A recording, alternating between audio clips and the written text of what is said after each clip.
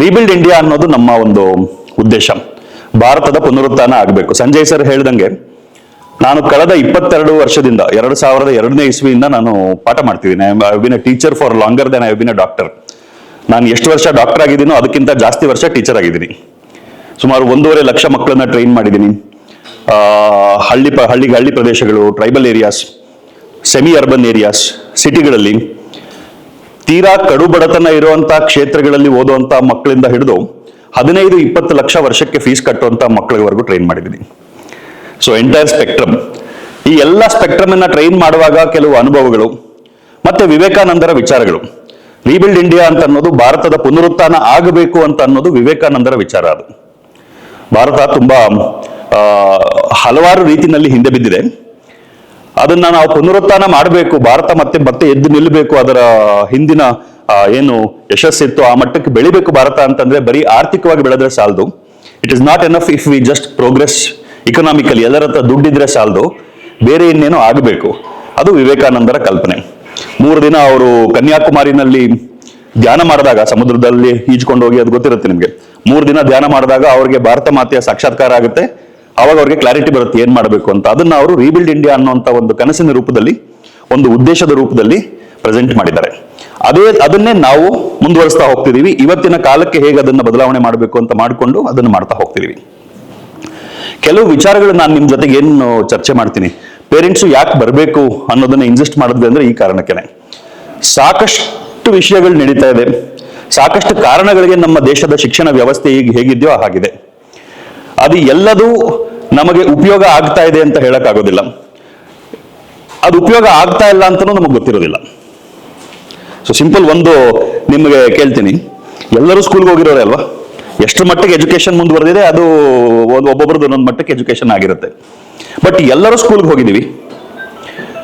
ನಮ್ಮ ಕಾಲದಲ್ಲಿ ನಾವು ಶಾಲೆಗಳಿಗೆ ಹೋದಾಗ ನಮ್ಮ ಜೊತೆನಲ್ಲಿ ಯಾರೆಲ್ಲ ಇದ್ರು ಅವರಲ್ಲಿ 100 ಜನ ಅಂತ ನಾವು ಲೆಕ್ಕ ಹಾಕೊಂಡ್ರೆ, ನಮ್ಮ ಜೊತೆ ಓದ್ತಾ ಇದ್ದಂತ 100 ಜನಗಳು ಅಂತ ನಾವು ಲೆಕ್ಕ ಹಾಕೊಂಡ್ರೆ, ವಿದ್ಯಾಭ್ಯಾಸದಿಂದ ಜೀವನನ ಉದ್ಧಾರ ಮಾಡ್ಕೊಂಡಿರುವಂತವ್ರು ಎಷ್ಟು ಜನ?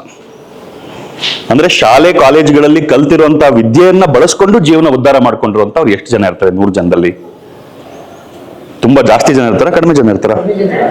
ಕಡಿಮೆ ಜನ. ಅವರು ಜೀವನ ಮಾಡ್ಲೇಬೇಕು. ಮನುಷ್ಯ ಹಂಗೆ ಅಂತ ಇರೋದಿಲ್ಲ. ನಮ್ಮ ಮಟ್ಟಕ್ಕೆ ನಾವು ಜೀವನ ಮಾಡ್ಲೇಬೇಕು. ಕೆಲಸ ಮಾಡ್ತೀವಿ, ಪ್ರಯತ್ನ ಮಾಡ್ತೀವಿ, ಅವಕಾಶಗಳನ್ನ ಬಳಸ್ಕೊಂತೀವಿ. ಮಾಡ್ತಾ ಮಾಡ್ತಾ ಮಾಡ್ತಾ ಮಾಡ್ತಾ ನಮ್ಮ ಜೀವನ ನಾವು ಕಟ್ಕೊಂತೀವಿ. ಆದ್ರೆ ನಾವೆಲ್ಲ ಓದೋ ಟೈಮಲ್ಲಿ 6ನೇ ವಯಸ್ಸಿಗೆ ಶಾಲೆಗೆ ಹೋಗ್ತಿದ್ದು. ಇವಾಗ 3ನೇ ವಯಸ್ಸಿಗೆ ಶಾಲೆಗೆ ಹೋಗ್ತಾರೆ ಮಕ್ಕಳು. 6ನೇ ವಯಸ್ಸಿಂದ 18ನೇ ವಯಸ್ಸಿನವರೆಗೂ ನಾವು ಶಾಲೆಗೆ ಹೋಗಿದ್ದೀವಿ. ಅಲ್ಲಿಂದ ಮುಂದಕ್ಕೆ ಓದಿದ್ರೆ ಇನ್ನೊಂದು 4-5 ವರ್ಷ ಕಾಲೇಜ್ಗೆ ಹೋಗಿರ್ತೀವಿ. ಅದು ಎಲ್ಲದರಿಂದ ನಾವು ಎಷ್ಟು ಉಪಯೋಗ ಮಾಡ್ಕೊಂಡ್ವಿ? ಯಾಕೆ ಹಂಗಿದೆ ವ್ಯವಸ್ಥೆ? ಈ ವ್ಯವಸ್ಥೆಯನ್ನ ನಾನು ತುಂಬಾ ಸ್ಟಡಿ ಮಾಡಿದ್ದೀನಿ. ಇಡೀ ಪ್ರಪಂಚದ ಶಿಕ್ಷಣ ವ್ಯವಸ್ಥೆಗಳನ್ನ ನಾನು ಅಧ್ಯಯನ ಮಾಡಿದ್ದೀನಿ. ನಮ್ಮ ದೇಶದ ಸಾವಿರಾರು ವರ್ಷಗಳ ಗುರುಕುಲ ಪರಂಪರೆಯನ್ನು ಕೂಡ ನಾನು ಅಧ್ಯಯನ ಮಾಡಿದ್ದೀನಿ. ಸೊ ಏನೋ ವ್ಯತ್ಯಾಸ ಆಗ್ತಿದೆ. ಏನು ವ್ಯತ್ಯಾಸ ಆಗ್ತಿದೆ ಅದು ಗೊತ್ತಿಲ್ವಾ ವ್ಯವಸ್ಥೆ ಕಟ್ಟೋರ್ಗೆ? ಅಥವಾ ವ್ಯವಸ್ಥೆ ಹಿಂಗೆ ಇರೋದು ಅಕಸ್ಮಾತ್ ಆಗಿದೆಯಾ ಅಥವಾ ಹಿಂಗೆ ಇರಬೇಕು ಅಂತ ಡಿಸೈನ್ ಆಗಿದೆಯಾ? That we have to understand. 1835ನೇ ಇಸ್ವಿನಲ್ಲಿ ಇದಕ್ಕೆ ಒಂದು ಸಣ್ಣ ಹಿಸ್ಟಾರಿಕಲ್ ಬ್ಯಾಕ್ ಗ್ರೌಂಡ್ ನಿಮ್ಗೆ ಅರ್ಥ ಆಗಬೇಕು. ಇದು ಅರ್ಥ ಆದ್ರೆ ನಿಮ್ಮ ಮಕ್ಕಳಿಗೆ ನೀವು ಹೆಲ್ಪ್ ಮಾಡ್ಬೋದು. ಇಲ್ಲ ಅಂತಂದ್ರೆ ಎಲ್ಲರೂ ಒಂದು ಮಧ್ಯಮ ವರ್ಗದಿಂದ ಕೆಳಮಟ್ಟದಲ್ಲಿ ಇರುವಂತ ಎಲ್ಲಾ ಜನಗಳು ತಮ್ಮ ಇಡೀ ಜೀವನದ ಸಂಪೂರ್ಣ ಪ್ರಯತ್ನ ಮಕ್ಕಳಿಗೆ ಒಳ್ಳೆ ವಿದ್ಯಾಭ್ಯಾಸ ಸಿಗಬೇಕು ಅಂತ. ನೀವು ಬಟ್ಟೆ ತಗೊಳ್ಳುವಾಗ 500 ರೂಪಾಯಿದು 300 ರೂಪಾಯಿ ಬಟ್ಟೆ ಇದ್ರೆ 300 ರೂಪಾಯಿ ಬಟ್ಟೆ ತಗೊಳ್ಳೋದು 200 ರೂಪಾಯಿ ಉಳಿಸೋದಕ್ಕೆ. ಯಾಕೆ? ಮಕ್ಕಳಿಗಾಗತ್ತೆ ಅಂತ. ಎಲ್ಲಾದ್ರೂ ಊಟಕ್ಕೆ ಹೋಗ್ಬೇಕು ಅಂತಂದ್ರೆ ಮಕ್ಕಳನ್ನ ಕರ್ಕೊಂಡು ಹೋದಾಗ ಒಳ್ಳೆ ಕಡೆ ಹೋಗ್ತೀರಾ, ನೀವೇ ಹೋದಾಗ ಮನೆಗೆ ಹೋಗಿ ಕಾಫಿ ಕುಡಿಯೋಣ ಬಿಡಪ್ಪ, ಯಾಕೆ ಸುಮ್ಮನೆ 10 ರೂಪಾಯಿ ವೇಸ್ಟ್ ಮಾಡೋದು ಅಂತ ಅನ್ಕೋತಾರೆ. 10 ರೂಪಾಯಿನೂ ಲೆಕ್ಕ ಹಾಕ್ತಿದ್ದೀರಾ. ಕಾಂಪ್ರಮೈಸ್ ಅಷ್ಟು ನಡೀತಾ ಇದೆ. ಮೆಜಾರಿಟಿ ಜನ ಇದು ಏನೊಂದು 100ರಲ್ಲಿ 10-20 ಜನ ಅಲ್ಲ, 100ರಲ್ಲಿ 80-90 ಜನ ಇದೆ ಜೀವನ. 100ಕ್ಕೆ 10 ಜನಗಳ ಜೀವನ ಅದನ್ನು ಯೋಚನೆ ಮಾಡದೇ ಇರುವಂತ ಜೀವನ ಇರುತ್ತೆ. ಅದೆಲ್ಲ ಪ್ರಯತ್ನ ನಮ್ಮ ಕಾಲದಲ್ಲಿ ಇರುವಂತ ಶಿಕ್ಷಣ ಪದ್ಧತಿಗಳಿಂದ ಉಪಯೋಗ ಆಗಿಲ್ಲ ಮೆಜಾರಿಟಿ ಜನಕ್ಕೆ. ನಮ್ಮ ಅಪ್ಪನ ಕಾಲದಲ್ಲೂ ಮೆಜಾರಿಟಿ ಜನಕ್ಕೆ ಉಪಯೋಗ ಆಗಿಲ್ಲ. ನಮ್ಮ ಮಕ್ಕಳ ಕಾಲಕ್ಕೆ ಅವ್ರಿಗೆ ಉಪಯೋಗ ಆಗುತ್ತೆ ಅಂತ ಅನ್ಕೊಳ್ಳೋದಕ್ಕೆ ಏನ್ ಬದಲಾಗಿದೆ? ಏನಾದ್ರೂ ನಾವು ಅದನ್ನೇ ಮಾಡ್ಕೊಂಡು ಬೇರೆ ಇನ್ನೇನಾದ್ರೂ ಆಗುತ್ತೆ ಅಂತ ನಿರೀಕ್ಷೆ ಮಾಡಕ್ಕಾಗತ್ತಾ? ನಮ್ಮ ಮಕ್ಕಳ ಕಾಲಕ್ಕೆ ನಮ್ಮ ಕಾಲದಲ್ಲಿ ಆಗದಂತಹ ಉಪಯೋಗ ಆಗುತ್ತೆ ವಿದ್ಯಾಭ್ಯಾಸದಿಂದ ಅಂತ ಅನ್ಕೊಳ್ಳೋದಕ್ಕೆ ವಿದ್ಯಾಭ್ಯಾಸದಲ್ಲಿ ಏನ್ ಬದಲಾಗಿದೆ? ಬಿಲ್ಡಿಂಗ್ಗಳು ಚೆನ್ನಾಗಾಗಿದೆ, ಫೆಸಿಲಿಟೀಸ್ ಚೆನ್ನಾಗಾಗಿದೆ, ಫೀಸ್ ಜಾಸ್ತಿ ಆಗಿದೆ, ಬಟ್ ಮಾಡೋ ಕೆಲಸದಲ್ಲಿ ಏನ್ ಬದಲಾಗಿದೆ? ನೀವು ಸ್ಕೂಲ್ಗೆ ಹೋಗುವಾಗ ಏನ್ ಮಾಡ್ತಿದ್ರು ಸ್ಕೂಲಲ್ಲಿ ಅದೇ ಆಗ್ತಿದೆ ತಾನೆ ನಿಮ್ಮ ಮಕ್ಳಿಗೂ. ಫೀಸ್ ಜಾಸ್ತಿ ಆಗಿದೆ ಅಷ್ಟೇ, ಬುಕ್ಸ್ ಜಾಸ್ತಿ ಆಗಿದೆ, ಬಟ್ ಅದೇ ತರ ಬುಕ್ಸೇ ಇದೆ. ಈಗ ಒಂದು 5 ವರ್ಷಕ್ಕೋ 10 ವರ್ಷಕ್ಕೋ ಆದ್ಮೇಲೆ ಒಂದ್ಸಲಿ ಬುಕ್ಸ್ ಚೇಂಜ್ ಮಾಡ್ತಾರೆ. ಸಂಪೂರ್ಣವಾಗಿ ವ್ಯವಸ್ಥೆ ಮೇಲೆ ಡಿಪೆಂಡ್ ಆದ್ರೆ ನಮ್ಮ ಮಕ್ಕಳ ಜೀವನ ಕಟ್ಟೋದಕ್ಕೆ ಸಾಧ್ಯ ಆಗುತ್ತಾ? ಏನ್ ಬೇಕಾದ್ರೂ ಮಾಡ್ತೀವಿ ಅಂತ ನೀವು ರೆಡಿ ಇದ್ದೀರಾ? ಹಗಲು ರಾತ್ರಿ ಕೆಲಸ ಮಾಡ್ತಿದ್ದೀರಾ, ಎಷ್ಟೋ ಜನ ಡಬಲ್ ಶಿಫ್ಟ್ ಅಲ್ಲಿ ಕೆಲಸ ಮಾಡ್ತೀರಾ, ಮಕ್ಕಳು ಮುಖ ನೋಡೋದೇ ಇಲ್ಲ. ಭಾನುವಾರ ಯಾವಾಗ ರಜೆ ಇದ್ದಾಗ ಮಕ್ಕಳು ಮುಖ ನೋಡೋದು, ಮಕ್ಕಳು ಎದ್ದೋಳಕ್ ಮುಂಚೆ ಕೆಲಸಕ್ಕೆ ಹೋಗೋದು, ಮಕ್ಕಳು ವಾಪಸ್ ಬರೋ ಅಷ್ಟರಲ್ಲಿ ಮಕ್ಕಳು ಮಲಗಿರ್ತಾರೆ. ಇಷ್ಟೆಲ್ಲ ಮಾಡ್ತಿದ್ದೀವಿ, ನಿಮ್ ಕಡೆಯಿಂದ ಮಾಡೋದೆಲ್ಲ ಮಾಡ್ತಿದ್ದೀರಾ, ಆದ್ರೆ ವ್ಯವಸ್ಥೆ ಬೇಕಲ್ಲ. ಆ ವ್ಯವಸ್ಥೆಯಲ್ಲಿ ಏನು ಕೊರತೆ ಇದೆ ಅನ್ನೋದನ್ನ ಅರ್ಥ ಮಾಡಿಕೊಂಡು ನಾವು ಏನು ಮಾಡ್ಬೋದು ಅನ್ನೋದನ್ನ ನಾವು ಪ್ರಯತ್ನ ಪಟ್ರೆ ಏನೋ ಒಂದು ಸ್ವಲ್ಪ ಬದಲಾವಣೆ ಸಾಧ್ಯ. ಇದು ಬ್ಯಾಕ್ಗ್ರೌಂಡ್. ಇದನ್ನ ಜಾಸ್ತಿ ಅರ್ಥ ಮಾಡಿಸ್ಬೇಕು. ನಾವು ಯಾಕೆ ಇಷ್ಟೆಲ್ಲ ಮಾಡ್ತೀವಿ? ನಮ್ಮಲ್ಲಿ ಇನ್ನೊಂದು ಹೇಳಲಿಲ್ಲ ಸರ್, ಸಂಜಯ್ ಸರ್ ಇನ್ನೊಂದು ಮರೆತರು. ಪ್ರತಿ ವರ್ಷ ನಮ್ಮ ಶಾಲೆಯಲ್ಲಿ ಓದೋ ಮಕ್ಕಳಿಗೆ ಪ್ರತಿ ವರ್ಷ 50,000 ರೂಪಾಯಿ ಅವರ ಹೈಯರ್ ಎಜುಕೇಶನ್ಗೆ ಉಪಯೋಗ ಆಗುವಂತ ಸ್ಕಾಲರ್ಶಿಪ್ ಗ್ರಾಂಟ್ ಅನ್ನ ನಾವು ಸ್ಯಾಂಕ್ಷನ್ ಮಾಡ್ತೀವಿ. ಮಕ್ಕಳು ಅದನ್ನ ಉಳಿಸ್ಕೊಳ್ಬೇಕು. ಯಾಕೆ ಕಳ್ಕೊಳ್ಬಹುದು ಅನ್ನೋದಕ್ಕೊಂದಷ್ಟು ಕಾರಣಗಳಿದೆ. ಏನು ಮಾಡಬಾರ್ದು ಆ ತಪ್ಪುಗಳನ್ನ ಮಾಡಿದ್ರೆ ಆ ಗ್ರಾಂಟ್ ಕಡಿಮೆ ಆಗ್ತಾ ಹೋಗುತ್ತೆ. ಯಾಕೆ?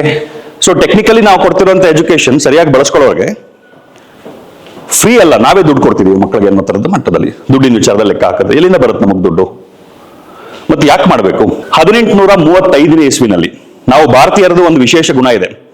ಸುಮಾರು 1000 ವರ್ಷಗಳ ಕಾಲ ನಮ್ಮ ದೇಶವನ್ನ ಮುರಿಬೇಕು ಅಂತ ಬೇಕಾದಷ್ಟು ಪ್ರಯತ್ನ ನಡೀತು. ನಮ್ಮ ದೇಶವನ್ನ ಗುಲಾಮರನ್ನಾಗಿ ಮಾಡ್ಕೊಳ್ಬೇಕು ಅನ್ನೋ ಪ್ರಯತ್ನ ನಡೀತು. ಸುಮಾರು 700 ವರ್ಷಗಳ ಕಾಲ ಅರಬ್ಬಿ ಆಕ್ರಮಣಕಾರರು, ಈ ಬಾಬರ್, ಮೊಘಲರು, ಬೇರೆ ಬೇರೆ ಆಕ್ರಮಣಕಾರರು ಸುಮಾರು 600-700 ವರ್ಷಗಳ ಕಾಲ ಪ್ರಯತ್ನ ಪಟ್ಟರು. ಬ್ರಿಟಿಷರು 300-350 ವರ್ಷ ಪ್ರಯತ್ನ ಪಟ್ಟರು. ಅರಬ್ಬಿ ಆಕ್ರಮಣಕಾರರು ಯಾವಾಗೆಲ್ಲ ಹೋದ್ರು, ಎಲ್ಲೆಲ್ಲಿ ಹೋಗಿದಾರೋ ಯಾವುದೇ ದೇಶ ಅವರ ಅಟ್ಯಾಕ್ ಅನ್ನ 60-70 ವರ್ಷಕ್ಕಿಂತ ಜಾಸ್ತಿ ತಡೆದಿಲ್ಲ. ಬ್ರಿಟಿಷರು ಹೋದಾಗ್ಲೂ ಅಷ್ಟೇ, ಅವರು ಸಂಪೂರ್ಣವಾಗಿ ಅವರ ಕಲ್ಚರ್ಗಳನ್ನ ಡ್ಯಾಮೇಜ್ ಮಾಡೋರು, ಅಲ್ಲಿ ಮತ್ತೆ ಅವರ ವಿಚಾರಗಳನ್ನ ಪ್ರಚಾರ ಮಾಡ್ತಾ ಹೋಗೋರು, ಅದನ್ನು ತಡೆದಿರುವಂತ ದೇಶಗಳಿಲ್ಲ. ಭಾರತ ಒಂದೇ ಭೂಮಿ ಮೇಲಿರುವಂತಹ ಎಲ್ಲಾ ದೇಶಗಳಲ್ಲಿ ಇವತ್ತಿನ ದಿನಕ್ಕೆ ಈ ಆಕ್ರಮಣಗಳನ್ನ ತಡ್ಕೊಂಡು ಸಹಿಸಿಕೊಂಡು ಜೀವನ ಮಾಡ್ತಿರುವಂತದ್ದು ಭಾರತ ಒಂದೇ. ಇನ್ನೂ ತನ್ನ ಮೂಲ ಬೇರುಗಳನ್ನ ಗಟ್ಟಿಯಾಗಿ ಇಟ್ಕೊಂಡಿದೆ.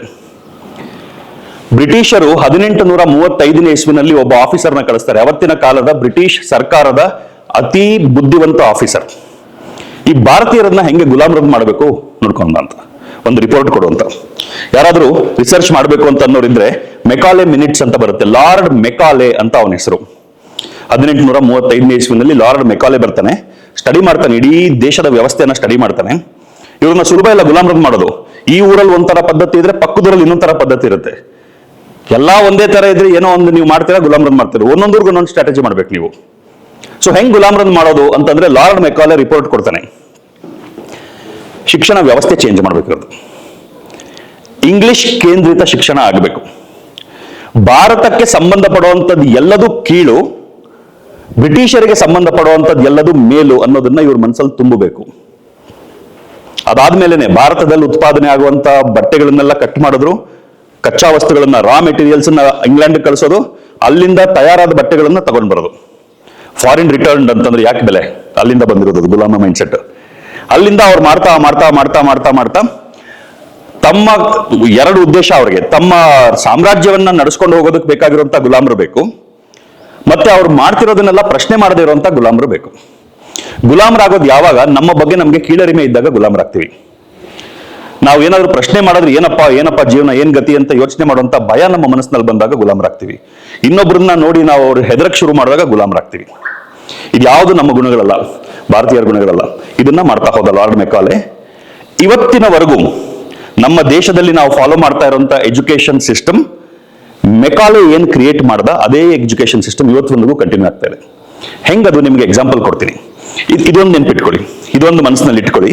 1835ನೇ ಇಸ್ವಿನಲ್ಲಿ ಏನು ಮೂಲ ಉದ್ದೇಶಗಳಿಗಾಗಿ ಒಂದು ಶಿಕ್ಷಣ ವ್ಯವಸ್ಥೆಯನ್ನ ಲಾರ್ಡ್ ಮೆಕಾಲೆ ಕಟ್ಟಿ ಬ್ರಿಟಿಷರಿಗೆ ಭಾರತೀಯರನ್ನ ಗುಲಾಮರನ್ನಾಗಿ ಮಾಡುವಂತ ವ್ಯವಸ್ಥೆ ಹೆಂಗಿರ್ಬೇಕು ಅನ್ನೋದನ್ನ ಡಿಸೈನ್ ಹಾಕೊಟ್ನೋ ಅದೇ ಪ್ಲಾನ್ ಪ್ರಕಾರನೇ ಇವತ್ತಿಗೂ ಎಜುಕೇಶನ್ ನಡೀತಾ ಇದೆ.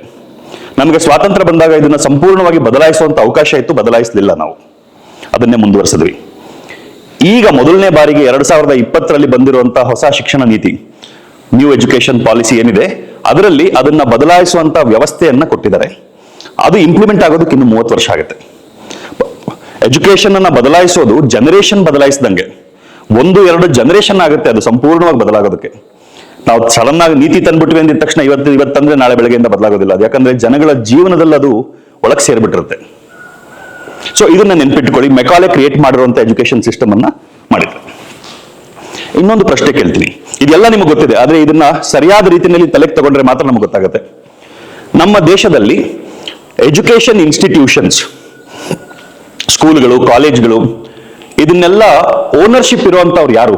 ಅತಿ ಹೆಚ್ಚು ಓನರ್ಸ್, ಎಜುಕೇಶನ್ ಸಿಸ್ಟಮ್ ಅಲ್ಲಿರುವಂತಹ ಇನ್ಸ್ಟಿಟ್ಯೂಷನ್ಗಳ ಓನರ್ಸ್ ಜಾಸ್ತಿ ಯಾರಿರ್ತಾರೆ? ಪಾಲಿಟಿಷಿಯನ್ಸ್, ಆಮೇಲೆ ಬಿಸ್ನೆಸ್ ಪೀಪಲ್, ಕರೆಕ್ಟಾ? ಮತ್ತೆ ಇನ್ನೊಂದಂತಂದ್ರೆ ಬ್ಯೂರೋಕ್ರಾಟ್ಸ್, ಅಧಿಕಾರಿಗಳು.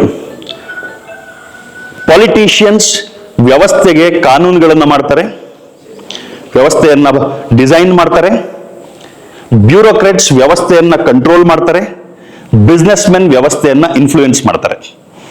ಅವ್ರ ಜಾಗದಲ್ಲಿ ನೀವು ಇಟ್ಕೊಳ್ಳಿ ಮನಸ್ಸನ್ನ. ನೀವೊಬ್ಬ ಪಾಲಿಟಿಷಿಯನ್ ಆದ್ರೆ ನಿಮ್ಮ ಅನುಕೂಲಗಳಿಗೆ ತಕ್ಕಂಗೆ ನೀವು ವ್ಯವಸ್ಥೆಯನ್ನು ಕಟ್ಟೋದಕ್ಕೆ ಬಯಸ್ಕೊಂತೀರೋ, ಅಥವಾ ನಿಮಗೆ ನಷ್ಟ ಆದ್ರೂ ಪರವಾಗಿಲ್ಲ ವ್ಯವಸ್ಥೆ ಬೆಳಿಬೇಕು ಅಂತ ಅನ್ಕೊಂತೀರೋ? ಅನುಕೂಲ ಆದಂಗೆ. ನೀವೊಬ್ಬ ಬಿಸ್ನೆಸ್ ಮ್ಯಾನ್ ಆದ್ರೆ ನಿಮ್ಮ ವ್ಯಾಪಾರ ಹೆಚ್ಚಾಗುವಂತ ವ್ಯವಸ್ಥೆಗಳನ್ನ ಕಟ್ಟೋ ಅವಕಾಶ ಇದ್ರೆ ಅದನ್ನ ಕಟ್ತಿರೋ, ಅಥವಾ ನಿಮ್ಗೆ ಕಾಂಪಿಟೇಟರ್ಗಳನ್ನ ಹೆಚ್ಚು ಮಾಡುವಂತ ವ್ಯವಸ್ಥೆ ಕಟ್ತಿರೋ? ಒಬ್ಬ ಪೊಲಿಟಿಷಿಯನ್ಗೆ ಲೀಡರ್ಸ್ ಬೇಕಾ, ಫಾಲೋವರ್ಸ್ ಬೇಕಾ? ಫಾಲೋವರ್ಸ್ ಬೇಕು. ಫಾಲೋವರಿನ ಲಕ್ಷಣ ಏನು? ಪ್ರಶ್ನೆ ಮಾಡ್ತಾನ, ಹಿಂದೆ ನಿಂತ್ಕೊಂಡು ಜೈಕಾರ ಹಾಕ್ತಾನ? ಹಿಂದೆ ನಿಂತ್ಕೊಂಡು ಜೈಕಾರ ಹಾಕ್ತಾರೆ.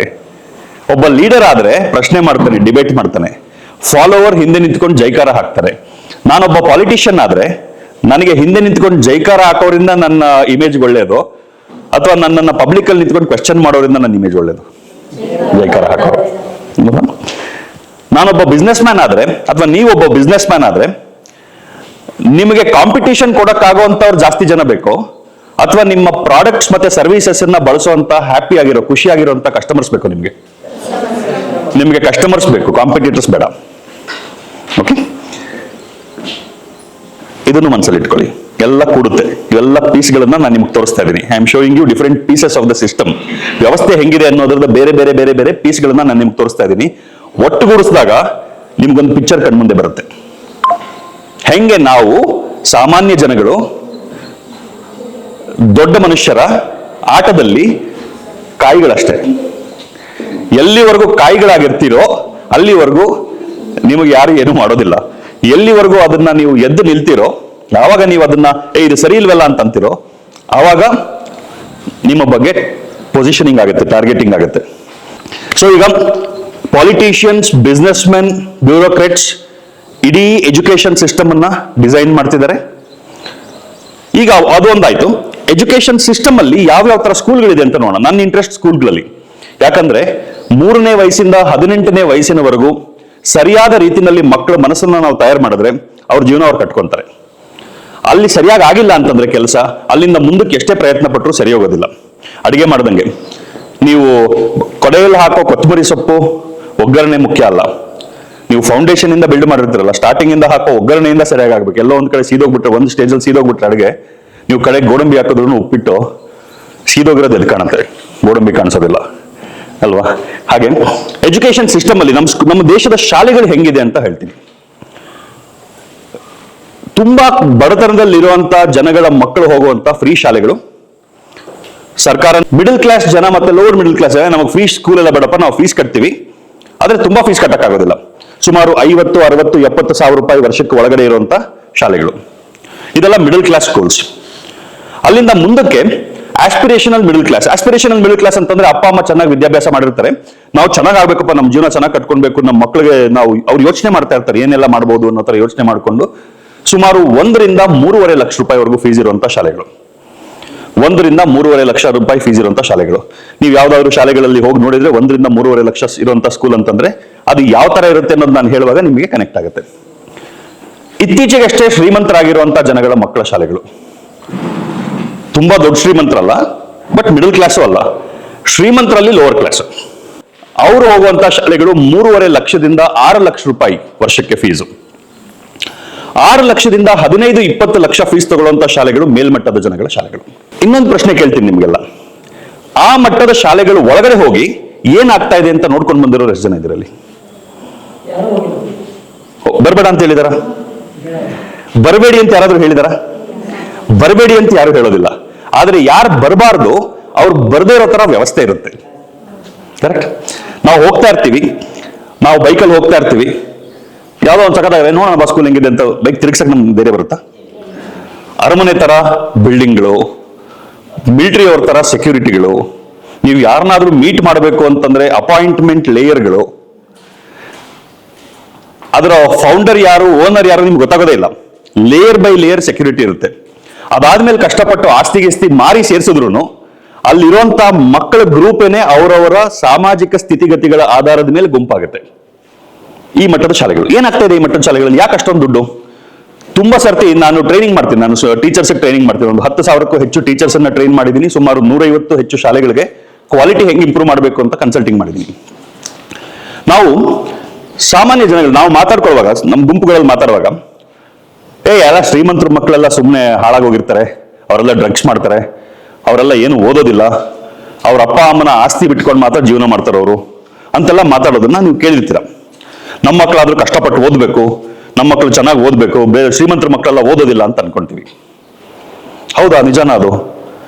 ನಾನು ಸುಮಾರು 15 ಲಕ್ಷ ರೂಪಾಯಿ ವರ್ಷಕ್ಕೆ ಖರ್ಚು ಮಾಡುವಂತ ಶಾಲೆಗಳಲ್ಲಿ ಮಕ್ಕಳಿಗೆ ಪಾಠ ಮಾಡಿದ್ದೀನಿ. ಅದ್ಭುತವಾದ ಮಕ್ಕಳು. ನಿಮ್ಮ ಮಕ್ಕಳಿಗೂ ನಮ್ಮ ಮಕ್ಕಳಿಗೂ ಆ ಮಕ್ಕಳಿಗೂ ಏನು ವ್ಯತ್ಯಾಸ ಇಲ್ಲ. ಅಷ್ಟೇ ಹಂಬಲ್ ಆಗಿರ್ತಾರೆ, ಅಷ್ಟೇ ಡೌನ್ ಟು ಅರ್ತ್ ಇರ್ತಾರೆ, ಅಷ್ಟೇ ಸಮಾಜದ ಬಗ್ಗೆ ಕಳಕಳಿ ಇರುತ್ತೆ ಅವ್ರಿಗೂ. ಅವರು ಸಖತ್ತಾಗಿ ಓದ್ತಾರೆ. ಆದ್ರೆ ಅವ್ರು ಏನು ಓದ್ತಾರೆ, ಹೆಂಗ್ ಓದ್ತಾರೆ, ಅದಕ್ಕೂ ಸಾಮಾನ್ಯ ಜನಗಳ ಮಕ್ಕಳು ಏನ್ ಓದ್ತಾರೆ, ಹೆಂಗ್ ಓದ್ತಾರೆ ಅನ್ನೋದಕ್ಕೂ ವ್ಯತ್ಯಾಸ ಇರುತ್ತೆ. ಏನ್ ವ್ಯತ್ಯಾಸ ಅನ್ನೋದನ್ನ ಅರ್ಥ ಮಾಡ್ಕೊಳ್ಬೇಕು. ಅದು ಅರ್ಥ ಆಗೋದಕ್ಕೆ ನಿಮ್ಗೆ ಇನ್ನೊಂದು ಆಟ ಗೊತ್ತಾಗ್ಬೇಕು. ನಮ್ಮ ವ್ಯವಸ್ಥೆ ಒಳಗಡೆ ಆಗ್ತಾ ಇರುವಂತ ಇನ್ನೊಂದು ಆಟ ನಿಮ್ಗೆ ಅರ್ಥ ಆಗ್ಬೇಕು. ಯಾವುದೇ ಒಂದು ಇಂಡಸ್ಟ್ರಿ ಅಂತ ಅನ್ಕೊಳ್ಳಿ, ನೀವೆಲ್ಲ ಒಂದೊಂದು ಕಡೆ ಕೆಲಸ ಮಾಡ್ತಿದ್ದೀರಾ. ನೀವು ಕೆಲಸ ಮಾಡ್ತಾ ಇರುವಂತ ಇಂಡಸ್ಟ್ರಿಯ ಒಂದು ಸ್ಟ್ರಕ್ಚರ್ ಅನ್ನ ನೋಡಿದ್ರೆ ಯಾವ್ಯಾವ ಲೆವೆಲ್ ಅಲ್ಲಿ ಎಷ್ಟು ಜನ ಇರ್ತಾರೆ, ಮತ್ತೆ ಯಾವ್ಯಾವ ಲೆವೆಲಿನ ಜನ ಹೆಂಗ್ ಸಂಪಾದನೆ ಮಾಡ್ತಾರೆ ಅನ್ನೋದನ್ನ ಯೋಚನೆ ಮಾಡೋಣ. ಯಾವುದೇ ಒಂದು ಇಂಡಸ್ಟ್ರಿನಲ್ಲಿ ಟಾಪ್ ಮೋಸ್ಟ್ ಪೊಸಿಷನ್ ಅಲ್ಲಿ ಇರುವಂತವ್ರು ಯಾರು ಇರ್ತಾರೆ? ಇನೋವೇಟರ್ಸ್. ಈಗ ಒಂದು ಕಾರ್ ಇಂಡಸ್ಟ್ರಿ ಅಂತ ಅನ್ಕೊಳ್ಳಿ, ಟೊಯೋಟಾ ಕಾರ್ ಕಂಪನಿ ಅಂತಂದ್ರೆ ಆ ಟೊಯೋಟಾನಲ್ಲಿ ಅತಿ ಹೆಚ್ಚು ವ್ಯಾಲ್ಯೂಡ್, ಯಾರಿಗೆ ತುಂಬಾ ವ್ಯಾಲ್ಯೂ ಇರುತ್ತೆ ಅಂತಂದ್ರೆ ಆ ಟೊಯೋಟಾನಲ್ಲಿ ಟೆಕ್ನಾಲಜಿ ಕ್ರಿಯೇಟ್ ಮಾಡ್ತಾನಲ್ಲ ಅವನಿಗೆ ಜಾಸ್ತಿ ವ್ಯಾಲ್ಯೂ. ಟೊಯೋಟಾಗೆ ಡಿಸೈನ್ಸ್ ಡೆವಲಪ್ ಮಾಡ್ತಾರಲ್ಲ, ಕಾರ್ ಡಿಸೈನ್ಸ್ ಡೆವಲಪ್ ಮಾಡ್ತಾರಲ್ಲ ಅವ್ರಿಗೆ ವ್ಯಾಲ್ಯೂ. ಟೊಯೋಟಾ ಕಾರ್ ಸೆಲ್ ಆಗ್ಬೇಕು ಅಂತಂದ್ರೆ ಆ ಡಿಸೈನ್ ಚೆನ್ನಾಗಿರ್ಬೇಕು, ಅದಕ್ಕೇನೋ ಒಂದು ಯುನಿಕ್ನೆಸ್ ಇರಬೇಕು, ಅದ್ರ ಸೇಫ್ಟಿ ಸ್ಟ್ಯಾಂಡರ್ಡ್ಸ್ ಚೆನ್ನಾಗಿರ್ಬೇಕು, ಅದ್ರ ಟೆಕ್ನಾಲಜಿನಲ್ಲಿ ಏನೋ ಒಂದು ವಿಶೇಷತೆ ಇರಬೇಕು. ಯಾರು ಇನೋವೇಷನ್ ಮಾಡ್ತಾರೆ, ಹೊಸದನ್ನ ಆವಿಷ್ಕಾರ ಮಾಡ್ತಾರೋ ಅವ್ರಿಗೆ ಅತಿ ಹೆಚ್ಚು ದುಡ್ಡು ಸಿಗುತ್ತೆ. Because they are most valued. ಅವ್ರಿಲ್ಲ ಅಂತ ಇನ್ನೊಬ್ರು ಅದನ್ನ ಮಾಡಕ್ಕಾಗಲ್ಲ. ಲಕ್ಷಾಂತರ ಜನ ಇರ್ತಾರೆ ಇನೋವೇಟರ್ಸ್, ಅಥವಾ ಕೆಲವೇ ಸಂಖ್ಯೆಯಲ್ಲಿ ಇರ್ತಾರ. ಟೊಯೋಟಾದಲ್ಲಿ ಲಕ್ಷಾಂತರ ಜನ ಇದ್ದಾರೆ. ಆದ್ರೆ ಇನೋವೇಷನ್ ಮಾಡುವಂತವ್ರು, ಆವಿಷ್ಕಾರ ಮಾಡುವಂತವ್ರು ಎಷ್ಟು ಜನ ಇರ್ಬೋದು? ತುಂಬಾ ಸಾವಿರಾರು ಜನ ಇರ್ತಾರ? ಕೆಲವೇ ಜನ ಇರ್ತಾರೆ. 100 ಕೋಟಿಗಳಲ್ಲಿ ಸಂಪಾದನೆ ಮಾಡ್ತಾರೆ ವರ್ಷಕ್ಕೆ. ಎರಡನೇ ಲೆವೆಲ್ ಅಲ್ಲಿ ನೀವು ಬರೀ ಒಂದು ಆವಿಷ್ಕಾರ ಮಾಡಿದ್ರೆ ಸಾಲದು. ಆ ಆವಿಷ್ಕಾರವನ್ನ ಒಂದು ವ್ಯವಸ್ಥೆಯಾಗಿ ಕಟ್ಟಿ, ಆ ವ್ಯವಸ್ಥೆಯಿಂದ ನೀವು ಏನ್ ಕ್ರಿಯೇಟ್ ಮಾಡಿದೀರಾ ಅದನ್ನ ಜನಗಳಿಗೆ ತಲುಪಿಸೋ ರೀತಿಗೆ ಬೇಕಾಗಿರುವಂತ ಲೀಡರ್ಶಿಪ್ ಬೇಕು. ನೆಕ್ಸ್ಟ್ ಲೆವೆಲ್ ಅಲ್ಲಿ ಲೀಡರ್ಸ್ ಇರ್ತಾರೆ. ಆ ಲೀಡರ್ಸ್ ಏನ್ ಮಾಡ್ತಾರೆ, ಎಲ್ಲರನ್ನೂ ನಿಭಾಯಿಸುವಂತ ಸಾಮರ್ಥ್ಯ ಇರುತ್ತೆ ಅವ್ರಿಗೆ. ಸಮಸ್ಯೆಗಳಾದಾಗ ಅದಕ್ಕೆ ಸೊಲ್ಯೂಷನ್ ಕಂಡುಹಿಡಿಯುವಂತ ಕೆಪಬಿಲಿಟಿ ಇರುತ್ತೆ. ಆ ಸೊಲ್ಯೂಷನ್ ಕಂಡುಹಿಡಿದಾಗ ಏನೋ ಕಾನ್ಫ್ಲಿಕ್ಟ್ ಆದಾಗ ಅದನ್ನ ಸಾಲ್ವ್ ಮಾಡುವಂತ ಅಬಿಲಿಟಿ ಇರುತ್ತೆ. ಇಬ್ರು ಏನೋ ಕಿತ್ತಾಡ್ತಿದ್ದಾರೆ ಅಂತಂದ್ರೆ ಅವ್ರ ಮಧ್ಯದಲ್ಲಿ ಒಂದು ಸರಿಯಾದ ಮಧ್ಯಸ್ಥಿಕೆ ವಹಿಸುವಂತ ಸಾಮರ್ಥ್ಯ ಬೇಕು. ಎಲ್ಲದನ್ನ ಹಿಡಿದಿಟ್ಟುಕೊಳ್ಳೋ ಶಕ್ತಿ, ಎಲ್ಲರನ್ನ ಬೆಳೆಸೋದಕ್ಕೆ ಬೇಕಾಗಿರುವಂತ ಚಾಣಕ್ಯತೆ ಇರುತ್ತೆ ಅವರಲ್ಲಿ ಲೀಡರ್ಸ್. ಅವರು ನೆಕ್ಸ್ಟ್ ದುಡ್ಡು ಸಂಪಾದನೆ ಮಾಡ್ತಾರೆ. ಇಷ್ಟಿದ್ರೆ ಸಾಲದು.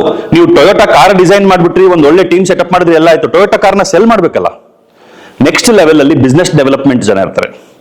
ಬಿಸ್ನೆಸ್ ಡೆವಲಪ್ಮೆಂಟ್ ಅಂತಂದ್ರೆ ಏನಾದ್ರೂ ಪ್ರಾಡಕ್ಟ್ ಇರಲಿ, ಸರ್ವಿಸ್ ಇರಲಿ, ಅದನ್ನ ಜನಗಳಿಗೆ ತಗೊಂಡೋಗಿ ಅದ್ರ ಬಗ್ಗೆ ಕನ್ವಿನ್ಸ್ ಮಾಡೋ ಕೆಪಾಸಿಟಿ ಇರ್ಬೇಕು ಅವ್ರಿಗೆ. Business development. ಅದ್ರ ನೆಕ್ಸ್ಟ್ ಲೆವೆಲ್ ಅಲ್ಲಿ ಪ್ರೊಡಕ್ಷನ್ಗೆ ಬೇಕಾಗಿರುವಂತಹ ಟೀಮ್ಗಳನ್ನ ಸರಿಯಾದ ರೀತಿಯಲ್ಲಿ ಟೈಮ್ಗೆ ಸರಿಯಾಗಿ ಪ್ರೊಡಕ್ಷನ್ ಆಗಬೇಕು, ಸರಿಯಾಗಿ ಕ್ವಾಲಿಟಿ ಕಂಟ್ರೋಲ್ಸ್ ಪಾಸ್ ಆಗಬೇಕು. ಮ್ಯಾನೇಜರಿಯಲ್ ಲೆವೆಲ್ ಅಲ್ಲಿ ಜನ ಇರ್ತಾರೆ, ಮ್ಯಾನೇಜರ್ಸ್. ಅದ್ರ ನೆಕ್ಸ್ಟ್ ಲೆವೆಲ್ ಅಲ್ಲಿ ಪ್ರೊಡಕ್ಷನ್ ಲೈನ್ ಅನ್ನ ಮ್ಯಾನೇಜ್ ಮಾಡುವಂತ ಕೆಲಸ, ಗ್ರೌಂಡ್ ಲೆವೆಲ್ ಅಲ್ಲಿ ಕೆಲಸ ಮಾಡ್ತಿರುವಂತ ಅವ್ರು ಸರಿಯಾಗಿ ಮಾಡ್ತಿದಾರೋ ಇಲ್ವೋ ಅಂತ ಡೇ ಟು ಡೇ ಕಂಟ್ರೋಲ್ ಮಾಡುವಂತ ಸೂಪರ್ವೈಸರ್ಸ್ ಇರ್ತಾರೆ. ಅತಿ ಕೆಳಮಟ್ಟದಲ್ಲಿ ಲೇಬರ್ ಕ್ಲಾಸ್ ಜನ ಇರ್ತಾರೆ. ಕರೆಕ್ಟ್? ನೀವೊಂದು ಕಾರ್ ಸರ್ವಿಸ್ ಶೋರೂಮ್ ಅಂತ ಅನ್ಕೊಂಡ್ರು, ಸರ್ವಿಸ್ ಸೆಂಟರ್ ಅಂತ ಅನ್ಕೊಂಡ್ರು, ಅಲ್ಲಿ ಬೋರ್ಡ್ ಮೇಲೆ ಬರ್ದಿರ್ತಾರೆ ಯಾರ್ಯಾರಿದ್ದಾರೆ ಅಂತ. ಕೆಳಗಡೆ ಮೆಕ್ಯಾನಿಕ್ಸ್ ಯಾರಿದ್ದಾರೆ ಅಂತ ಬರ್ದಿರೋದಿಲ್ಲ. ಕರೆಕ್ಟಾ? ಆ ಸರ್ವಿಸ್ ಸೆಂಟರ್ ಮ್ಯಾನೇಜರ್ ಯಾರು, ಜನರಲ್ ಮ್ಯಾನೇಜರ್ ಯಾರು ಬರ್ತಾನೆ, ಮ್ಯಾನೇಜರ್ ಇರ್ತಾನೆ, ಸೂಪರ್ವೈಸರ್ಸ್ ಇರ್ತಾರೆ. ಕೆಳಗಡೆ ಎಲ್ಲಾದ್ರೂ ನೀವು ಲಿಸ್ಟ್ ಆಫ್ ಮೆಕ್ಯಾನಿಕ್ಸ್ ಬರ್ದಿರ್ತಾರ? ನಿಮ್ ಕಾರ್ ಸರ್ವಿಸ್ ಮಾಡೋರು ಯಾರು ಅಂತ ಮೆಕ್ಯಾನಿಕ್ ನೋಡ್ತೀರ ಯಾರು ಅಂತ? ನೋಡೋದಿಲ್ಲ. ಸೊ ಇವಾಗ ನೀವು ಯೋಚನೆ ಮಾಡಿ, ಬಿಸ್ನೆಸ್ ಮ್ಯಾನ್ಗಳು, ಪಾಲಿಟಿಷಿಯನ್ಸ್ ಡಿಸೈನ್ ಮಾಡುವಂತ ಸಿಸ್ಟಮ್ ಅವರ ಇಂಡಸ್ಟ್ರಿಗೆ ಸಪೋರ್ಟ್ ಆಗಬೇಕು ಅಂತಂದ್ರೆ ಯಾರನ್ನ ಜಾಸ್ತಿ ತಯಾರು ಮಾಡ್ಬೇಕು? ಈ ಸಿಸ್ಟಮ್ ಯಾರನ್ನ ತಯಾರು ಮಾಡಬೇಕು? ನಿಮ್ದೊಂದು ಇಂಡಸ್ಟ್ರಿ ಇದೆ, ನಿಮ್ಮದೊಂದು ಇನ್ಸ್ಟಿಟ್ಯೂಷನ್ ಇದೆ, ನೀವು ಯಾರನ್ನ ತಯಾರು ಮಾಡ್ತೀರಾ? ಕುತ್ಕೊಂಡು ಇನೋವೇಟರ್ಸ್ನ ತಯಾರು ಮಾಡ್ತೀರಾ? ಆವಿಷ್ಕಾರ ಮಾಡುವಂತವ್ರನ್ನ ತಯಾರು ಮಾಡ್ತೀರಾ? ಎಲ್ಲರೂ ಆವಿಷ್ಕಾರ ಮಾಡಲಿ ಅಂತ ಟ್ರೈನಿಂಗ್ ಕೊಡ್ತೀರಾ? ಎಲ್ಲರೂ ಲೀಡರ್ಸ್ ಆಗಲಿ ಅಂತ ಟ್ರೈನಿಂಗ್ ಕೊಡ್ತೀರಾ? ಏನು ಟ್ರೈನಿಂಗ್ ಕೊಡ್ತೀರಾ? ಲೇಬರ್ಸ್. ಲಕ್ಷಾಂತರ ಸಂಖ್ಯೆಯಲ್ಲಿ ಬೇಕಾಗಿರೋದು ಇಂಡಸ್ಟ್ರಿಗೆ ಲೇಬರರ್ಸ್. ಎಲ್ಲ ಇಂಡಸ್ಟ್ರಿನಲ್ಲೂ ಕೂಲಿ ಮಾಡಕ್ ಜನ ಬೇಕು. ಅವ್ರು ಕೋಟ್ ಹಾಕೊಂಡು ಕೂಲಿ ಮಾಡ್ತಾರ, ಪಂಚೆ ಉಟ್ಕೊಂಡು ಕೂಲಿ ಮಾಡ್ತಾರ, ಅದು ಬೇರೆ ವಿಷಯ. ಆ ಇಂಡಸ್ಟ್ರಿಯ ಕೆಳಮಟ್ಟದಲ್ಲಿ ಕೆಲಸ ಮಾಡುವಂತವ್ರು ಕೂಲಿ ಆಳುಗಳು. ಅವ್ರಿಗೆ ಅನಿಸ್ತಾ ಇರುತ್ತೆ, ನೀವು ಅವ್ರನ್ನ ಮಾತಾಡಿಸಿ, ನಾವೇ ಎಲ್ಲ ಮಾಡೋದು, ನಾನೇ ಕಾರ್ ಪ್ರೊಡಕ್ಷನ್ ಮಾಡ್ತಿರೋದು, ನಾನೇ ಈ ಲೈನ್ ಮಾಡೋದು, ನಾನೇ ಸರ್ವಿಸ್ ಮಾಡೋದು, ನನಗೆ 15,000 ರೂಪಾಯಿ ಸಂಬಳ ಬರುತ್ತೆ ತಿಂಗಳಿಗೆ, ನಾನು ದಿನಕ್ಕೆ 6 ಕಾರ್ ಸರ್ವಿಸ್ ಮಾಡ್ತೀನಿ, ಒಂದೊಂದು ಕಾರ್ಗೆ 20,000 ಬಿಲ್ ಆಗುತ್ತೆ, 15,000 ಬಿಲ್ ಆಗುತ್ತೆ, ನಾನು ದಿನಕ್ಕೆ 6 ಕಾರು ಅಂದ್ರೆ ವಾರಕ್ಕೆ ಸುಮಾರು 30 ಕಾರ್ ಸರ್ವಿಸ್ ಮಾಡ್ತೀನಿ, ತಿಂಗಳಿಗೆ ಒಂದು 80ರಿಂದ 100 ಕಾರ್ ಸರ್ವಿಸ್ ಮಾಡ್ತೀನಿ, ನನಗೆ 15,000 ಕೊಡ್ತಾರೆ, ಒಂದೊಂದು ಕಾರ್ದು 15,000 ಬಿಲ್ಲಿಂಗ್ ಆಗ್ತಿದೆ. ಬಹಳ ಮೋಸ ಇದು. ಮೋಸ ಅಲ್ಲ. ಯಾವ ಲೆವೆಲ್ ಅಲ್ಲಿರೋ ಜನ ಬಿಟ್ಟು ಹೋಗ್ತೀನಿ ಅಂತಂದ್ರೆ ಏನಾಗುತ್ತೆ? ಒಬ್ಬ ಲೇಬರ್ ಕ್ಲಾಸ್ ಅಲ್ಲಿ ಇರುವಂತವ್ರು ಬಿಟ್ಟು ಹೋಗ್ತೀನಿ ಅಂತಂದ್ರೆ ಏನಾಗುತ್ತೆ? ಏನೂ ಆಗಲ್ಲ. ಇನ್ನೊಬ್ಬ ಬರ್ತಾನೆ ಅಷ್ಟೇ. ಒಬ್ಬ ಬಿಟ್ಟು ಹೋಗ್ತೀನಿ ಅಂತಂದ್ರೆ ಅಲ್ಲಿ ಬರೋದಕ್ಕೆ 10 ಜನ ಇರ್ತಾರೆ. ಯಾಕೆ? ವ್ಯವಸ್ಥೆ ಲೇಬರ್ ಕ್ಲಾಸ್ನೇ ತಯಾರು ಮಾಡ್ತಾ ಇರೋದು. ಅದೇ ಒಬ್ಬ ಆವಿಷ್ಕಾರ ಮಾಡುವಂತ, ಟೊಯೋಟಾದಲ್ಲಿ ಇರುವಂತ ಕಾರ್ ಡಿಸೈನರ್ ಬಿಡ್ತೀನಿ ಅಂತಂದ್ರೆ ಟೊಯೋಟಾ ಅವ್ನ್ ಕಾಲ್ ಹಿಡ್ಕೊಂಡು ಕೇಳ್ಕೊಳುತ್ತೆ, ಬಿಡ್ಬೇಡ, ನಿನ್ಗೆ ಏನ್ ಬೇಕು ಕೊಡ್ತೀವಿ ಅಂತ. ಒಂದು ಕಂಪನಿ ಲೀಡರ್, ಒಬ್ಬ ಸಿಇಒ ಬಿಟ್ಟೋಗ್ತೀನಿ ಅಂತಂದ್ರೆ ಅವ್ರು ಹಿಂದೆ ಬೀಳ್ತಾರೆ ಮ್ಯಾನೇಜ್ಮೆಂಟ್, ಬಿಡ್ಬೇಡ ನಿನ್ಗೆ ಏನ್ ಬೇಕು, ದುಡ್ಡು ಬೇಕಾ, ಶೇರ್ಸ್ ಬೇಕಾ, ನಾವು ಕೊಡ್ತೀವಿ, ತಗೋ. ರೈಟ್? ಲೇಬರ್ ಕ್ಲಾಸ್ಗಳನ್ನ ತಯಾರು ಮಾಡಿ ಮೆಜಾರಿಟಿ ಜನ ಈ ಇಂಡಸ್ಟ್ರಿಗೆ ಆಹಾರ ಆಗಿ ನಮ್ಮ ದೇಶ ಉದ್ಧಾರ ಆಗಕ್ಕೆ ಸಾಧ್ಯ ಇದೆಯಾ? So we need to make sure a large number of people are in the share of profits. ಅಂದ್ರೆ ಇರೋರ ಹತ್ರ ತಗೊಂಡು ಇಲ್ದಿರೋರ್ಗೆ ಹಂಚ್ಬಿಡೋದ? Labour class is not dependent on how much money somebody has. ಎಷ್ಟು ವಿದ್ಯಾಭ್ಯಾಸ ಇದೆ, ಎಷ್ಟು ದುಡ್ಡಿದೆ, ಅದ್ರ ಮೇಲೆಲ್ಲ ಲೇಬರ್ ಕ್ಲಾಸ್ ಡಿಸೈಡ್ ಆಗೋದು. ಮೈಂಡ್ಸೆಟ್ ಹೆಂಗಿದೆ ಅನ್ನೋದ್ರ ಮೇಲೆ ಡಿಸೈಡ್ ಆಗುತ್ತೆ. ಲೇಬರ್ ಕ್ಲಾಸ್ ಅಥವಾ ಇನೋವೇಟರ್, ಲೀಡರ್ ಅನ್ನೋದು ಮೈಂಡ್ಸೆಟ್ ಮೇಲೆ ಡಿಪೆಂಡ್ ಆಗುತ್ತೆ. ಸೊ ಸ್ಕೂಲಲ್ಲಿ ಆಗ್ಬೇಕಾಗಿರೋದು, ನಮ್ಮ ಎಜುಕೇಶನ್ ಸಿಸ್ಟಮ್ ಅಲ್ಲಿ ಆಗ್ಬೇಕಾಗಿರೋದು, ಪುಸ್ತಕದಲ್ಲಿರೋ ಪಾಠ ಹೇಳಿ ಅದನ್ನೇ ಮೆಮೊರೈಸ್ ಮಾಡಿಸಿ ಅದನ್ನೇ ಮತ್ತೆ ಪರೀಕ್ಷೆ ಬರೆಸ್ಬಿಟ್ಟು ಮಾರ್ಕ್ಸ್ ಕೊಡೋದಲ್ಲ. ಅದು ಆಗುತ್ತೆ, ಅದು ಆಗಬೇಕು. But most important is mindset. ಏನ್ ಮೈಂಡ್ಸೆಟ್ ಡೆವಲಪ್ ಆಗೋದು ಅಂತ. ಇವಾಗ ಯಾವ ಲೆವೆಲ್ ಜನಗಳ ಮೈಂಡ್ಸೆಟ್ ಹೆಂಗಿರುತ್ತೆ ಅನ್ನೋದನ್ನ ಹೇಳ್ತೀನಿ.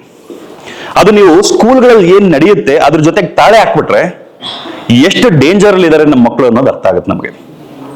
ಒಬ್ಬ ಲೇಬರ್ ಕ್ಲಾಸ್, ಈಗ ನೀವೇ ಒಂದು ಇಂಡಸ್ಟ್ರಿ ರನ್ ಮಾಡ್ತಿದ್ದೀರಾ ಅಂತ ಅನ್ಕೊಳ್ಳಿ. ಒಬ್ಬ ಲೇಬರರ್ ಹೆಂಗಿರ್ಬೇಕು? ಅವನ ಗುಣಲಕ್ಷಣಗಳು ಏನಿರಬೇಕು? ನೀವೇ ಹೇಳಿ. ನೀವು ಸಿಇಒ, ಕಂಪನಿ ಸಿಇಒ, ನೀವು ನಿಮ್ಮಲ್ಲಿರುವಂತ ಒಬ್ಬ ಲೇಬರರ್ ಹೆಂಗಿರ್ಬೇಕು? ಅವನ ನಡವಳಿಕೆ, ಅವನ ಪಾರ್ಗೊಂದು ಕೆಲಸ ಮಾಡಬೇಕು, ಆಮೇಲೆ ಹೇಳ್ದಂಗೆ ಕೇಳಬೇಕು, ಆಮೇಲೆ ಕ್ವೆಶ್ಚನ್ ಮಾಡಬಾರ್ದು, ಆಮೇಲೆ ಟೈಮ್ ಕರೆಕ್ಟ್ ಆಗಿ ಫಾಲೋ ಮಾಡಬೇಕು, ಕಡ್ಡಿ ಹಿಡ್ಕೊಂಡು ನಿಂತಿರೋರು ಏನ್ ಹೇಳ್ತಾರೆ ಅದನ್ನ ಮಾಡ್ತಾ ಇರ್ಬೇಕು, ಆಮೇಲೆ ನಾವು ಹೇಳ್ದಷ್ಟು ಸಂಬಳ ತಗೊಳ್ಬೇಕು, ಸಂಬಳ ಡಿಮ್ಯಾಂಡ್ ಮಾಡಬಾರ್ದು ಜಾಸ್ತಿ, ಆಮೇಲೆ ಒಳ್ಳೆಯವನಾಗಿರ್ಬೇಕು, ಬೇಗ ಬರಬೇಕು, ಲೇಟ್ ಆಗಿ ಹೋಗ್ಬೇಕು. Correct madam, right. ನಮಗೆಲ್ಲ ಅನುಭವ ಇದೆ, ನಮ್ಮ ಸುತ್ತಮುತ್ತ ನೋಡ್ತಾ ಇದೀವಿ ಇದು. ಬಟ್ ಇದನ್ನ ನಾವು ಕನೆಕ್ಟ್ ಮಾಡಿಲ್ಲ ಅಷ್ಟೇ. ಆಮೇಲೆ